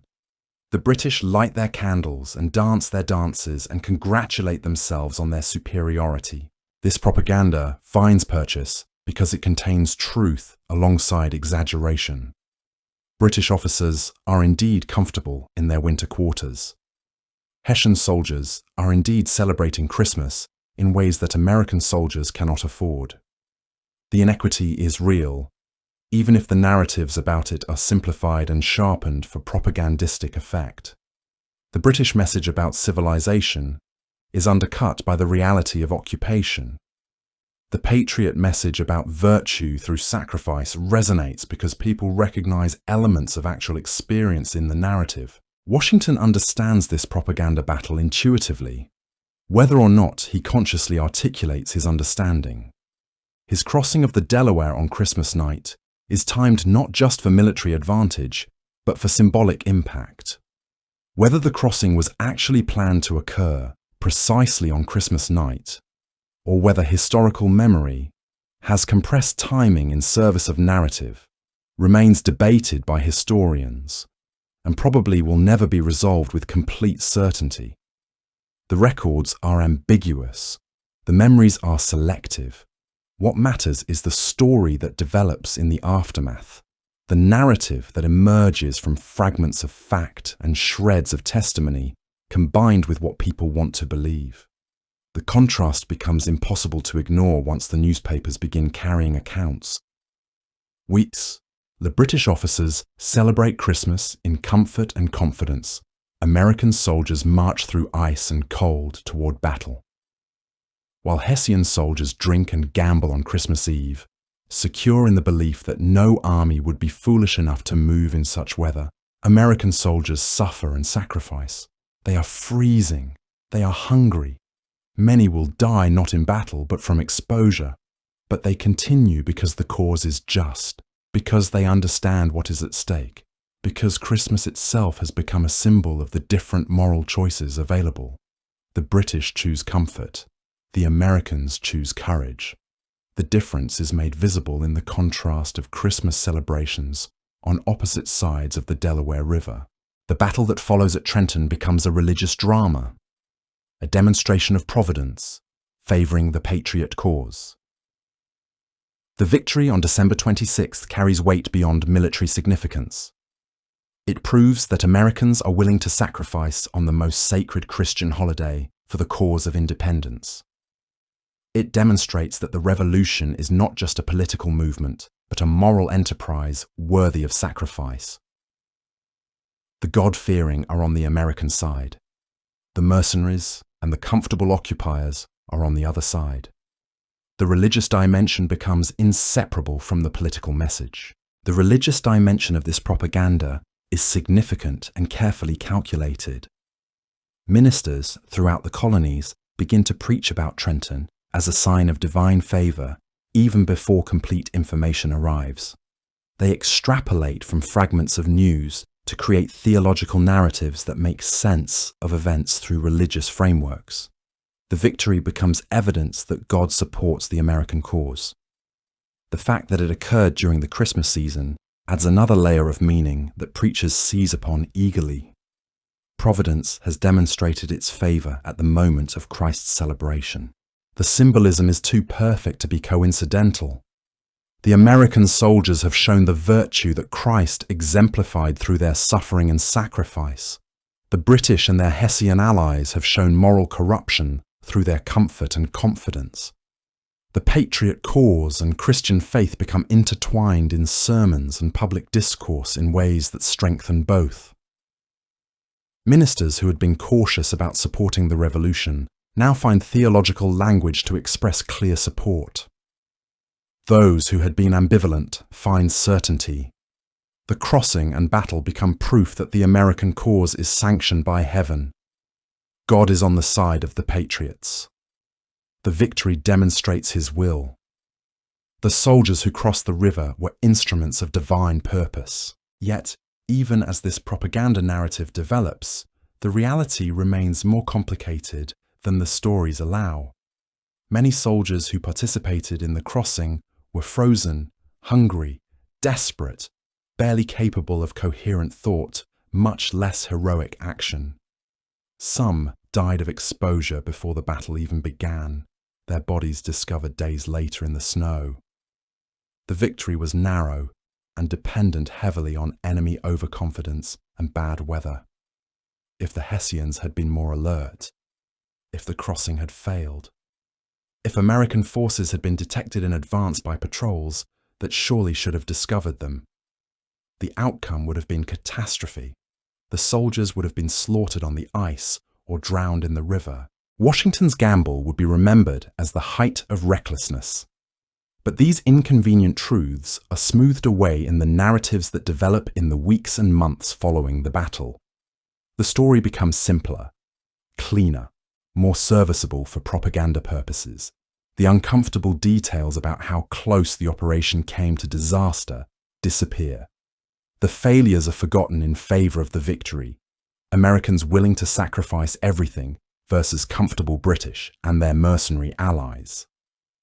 Christian soldiers fighting for a sacred cause versus enemies indifferent to anything but material comfort and mercenary payment. The complexity of the actual event recedes like fog over water. The narrative takes shape and hardens into something that will be repeated for centuries. Something that will become part of the mythology of the nation being born. The aftermath of Trenton transforms how Christmas itself is understood in the colonies. The victory reaches settlements over weeks and months, arriving in fragments that gradually resolve into clarity. Each settlement adds its own meaning to the accounts as they arrive. As the news spreads through taverns and churches and family gatherings, Christmas becomes associated with American victory rather than British decadence. The holiday that had been suppressed or celebrated quietly or observed with anxiety becomes something else. It becomes a date that Americans reclaim, a moment when something important happened, a moment that changed everything. In New England, congregations that had never acknowledged Christmas, people begin to think differently about the day. The minister continues to pray, "Church against celebration." But the congregation hears the accounts of soldiers freezing on Christmas night and marching toward battle, and something shifts in their understanding even if they do not openly contradict their minister's theology. In German settlements, Christmas celebrations continue, but now with renewed significance. The holiday that had been their own tradition becomes connected to the broader American cause. In Southern communities, Christmas has always been celebrated, but now with new meaning.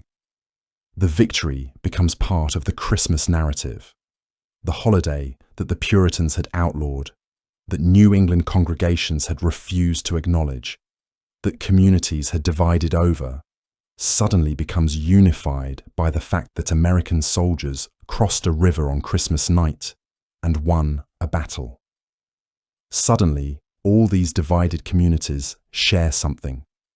Suddenly, December 25th means the same thing to people who otherwise disagreed about whether the day deserved recognition. The battle created unity, where theology had created division.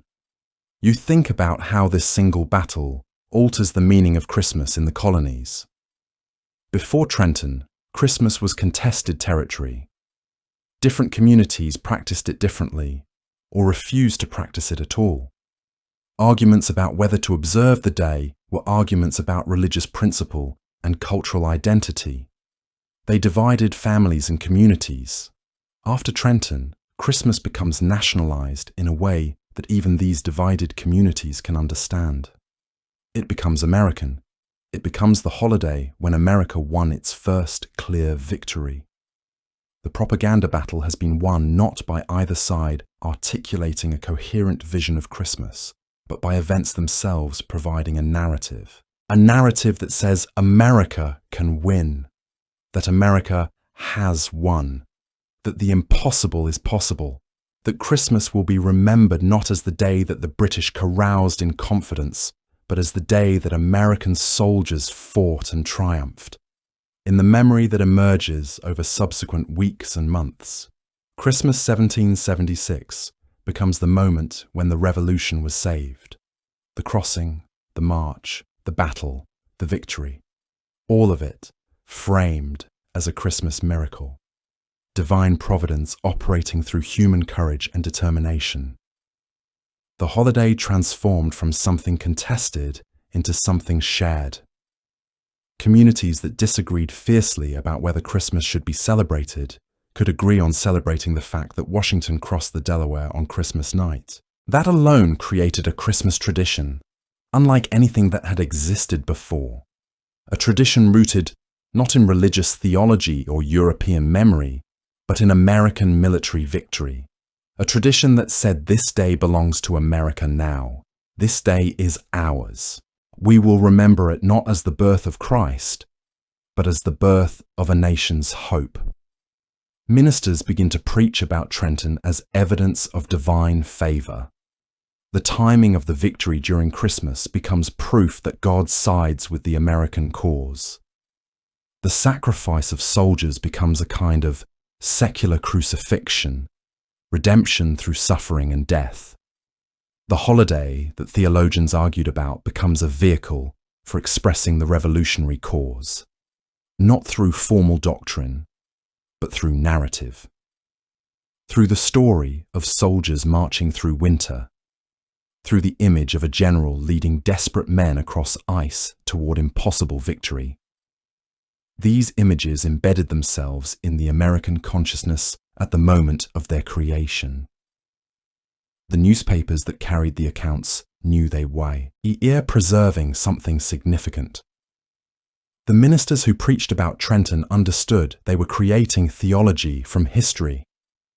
The soldiers who survived understood they had been part of something memorable. The memory that emerged was not entirely historical. It was partly mythology, partly propaganda, partly genuine religious interpretation, but all of it served the same purpose: making Christmas American, making the holiday meaningful to a nation being born, making December 25th a date that would be remembered not just by Christians, but by all Americans, as the moment when the revolution was saved. But the holiday's future remained uncertain. The war continued for years. The outcome remained uncertain. The revolution's future was not decided by Trenton. That single victory only postponed the final reckoning. More battles would follow. More suffering would unfold. More winters like this one would strain endurance and test commitment. Some soldiers who crossed the Delaware that night would not live to see independence achieved. Others would survive the crossing only to die in future battles, or from disease, or from the simple accumulated trauma of years of fighting. Still others would desert and disappear into the American frontier, putting the war behind them, seeking to build new lives in places where the fighting had not yet reached. The revolution would eventually succeed, but only after years of struggle and loss that would scar the nation. Some would die from wounds, others from disease. Some would desert and disappear into the frontier. Some communities that celebrated the victory would later find themselves under British occupation again, as the fortunes of war shifted. The path from Trenton to final victory was long and uncertain and costly. The final shape of American Christmas would emerge gradually, very gradually, from decades of cultural negotiation, commercial invention, and the accumulation of traditions imported from various communities and synthesized into something distinctly American. The German Christmas tree would eventually become a central symbol of the American holiday, but that would not happen until German immigration waves in the 19th century introduced the practice more widely and more successfully. The gift-giving practices of various traditae. Ons would be combined and gradually commercialized as capitalism developed, and merchants learned to market Christmas as a commercial holiday requiring purchases and expenditures. Santa Claus would emerge from Dutch, German, and English traditions blended together and refashioned through American commercial culture into something entirely new. The entire American Christmas would become something new, something that drew from all these sources but belonged fully to none of them. It would be distinctly American, not because it descended from any particular American tradition, but because it was created by Americans from imported traditions and transformed into something suited to American culture and American economics. The illegal Christmas, the celebration that colonists practiced quietly despite laws and cultural pressure, begins its transformation into something legal, public, and celebrated. Not all at once, not everywhere. The Puritan influence would persist in New England for decades.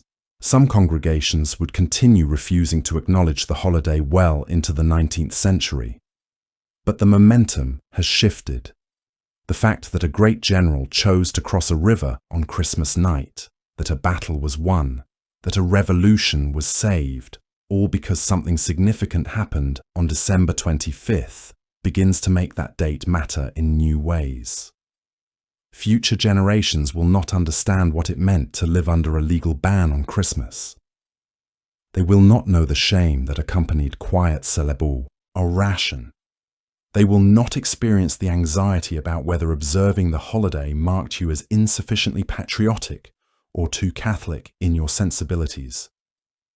They will experience Christmas as natural, as normal, as something that Americans do without question. What remains clear is that the Christmas of 1776 was a hinge point, a moment when the meaning of the holiday shifted fundamentally, when something contested and divisive became something around which a nation could rally, when something illegal and dangerous became something patriotic and proud. The Puritans, who had banned Christmas more than a century earlier, had created a vacuum that had never been fully filled. Different communities filled it in different ways, according to their own traditions and preferences. But Trenton provided an opportunity to begin creating something entirely new. An American Christmas. A holiday that belonged not to any particular religious tradition or national memory, but to the emerging nation itself. A holiday rooted not in theology, but in his Tory. Not in scripture, but in sacrifice, not in ancient tradition, but in recent victory, a holiday that embodied the values the new nation aspired to: sacrifice, courage, determination, the willingness to risk everything for the cause of freedom, the ability to find meaning in suffering and purpose in danger. These were the Christmas values that emerged from the Delaware Crossing. Not the traditional Christian Christmas values of peace and goodwill and family gathering, though those would later be incorporated, but the revolutionary Christmas values of sacrifice and struggle and the triumph of the weak over the strong. These values would eventually be blended with traditional religious observance and family gathering and gift-giving imported from various European traditions. But in 76, immediately after Trenton, Christmas meant primarily one thing. It meant the moment when America refused to surrender, when soldiers crossed a river on the most sacred Christian holiday. when victory proved that the impossible could happen. That hope could survive desperation, that the experiment in self-government had a future worth fighting for. For now, in the weeks following Trenton, you exist in a moment of transformation. The old order has not entirely passed. The restrictions have been lifted by law, but not fully by culture. Congregations in New England will continue resisting Christmas celebration for decades to come. Ministers will continue preaching against the holiday well into the next century. Families will continue celebrating quietly in private rather than openly in public. Yet something has changed fundamentally. The momentum has shifted. The future seems possible in a way it did not before. And Christmas, whatever it will become, is part of that future. The anxiety has not disappeared. The cold has not lessened. The war has not ended.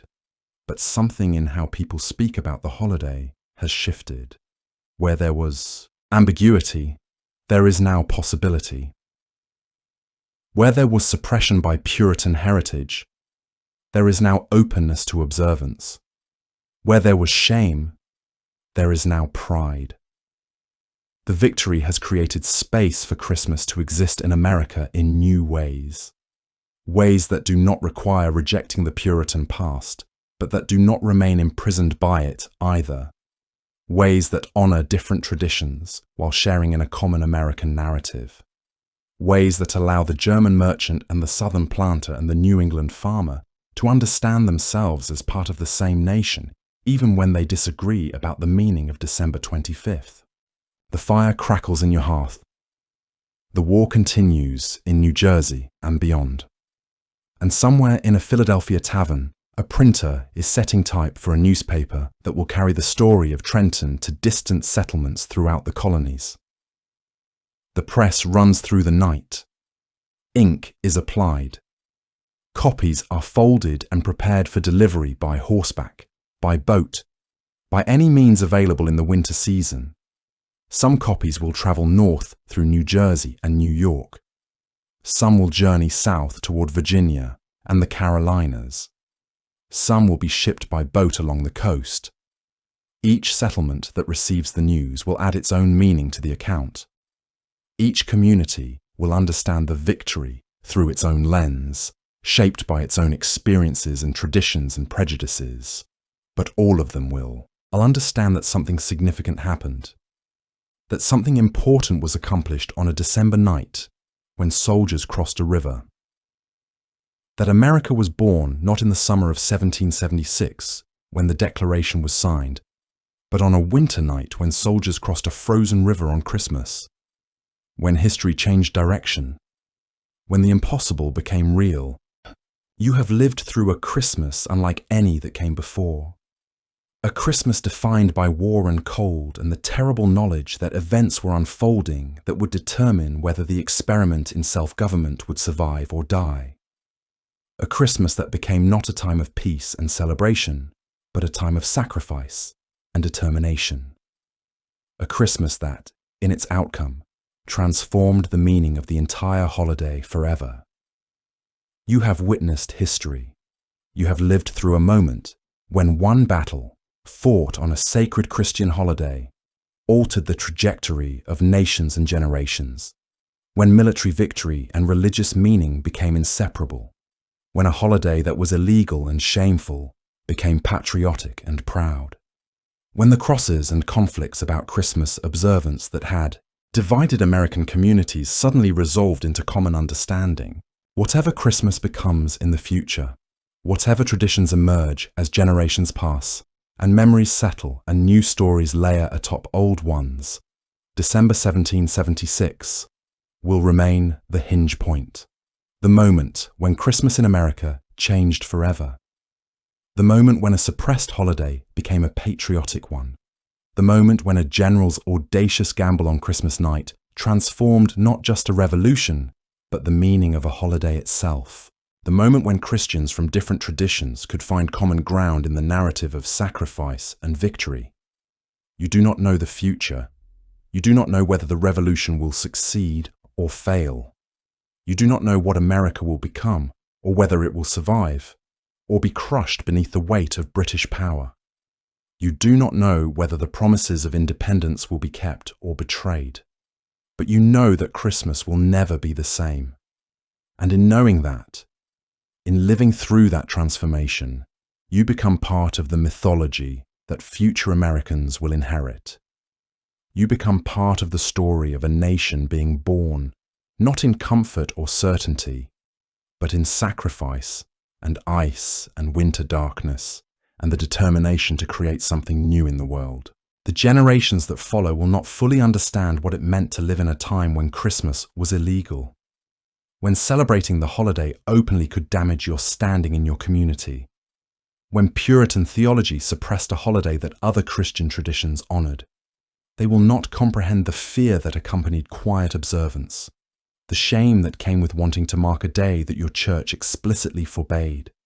They will grow up in a world where Christmas is natural, where the holiday is celebrated openly and enthusiastically, where the story of Washington crossing the Delaware is taught to every child as part of their national heritage, where December 25th carries meaning not just as a religious observance, but as a patriotic holiday, where the crossing and the battle and the victory form part of the foundational mythology of the nation. But for now, in these weeks following Trenton, you exist in a moment of profound transformation. The old order is not yet fully past. The restrictions are not yet fully lifted. The culture that suppressed Christmas is not yet fully overturned. But the momentum is shifting, the future is opening, and Christmas, that most contested of holidays, is becoming something new, something American, something that the divided communities of the colonies can rally around, something that will endure and evolve and eventually become part of the very fabric of American life.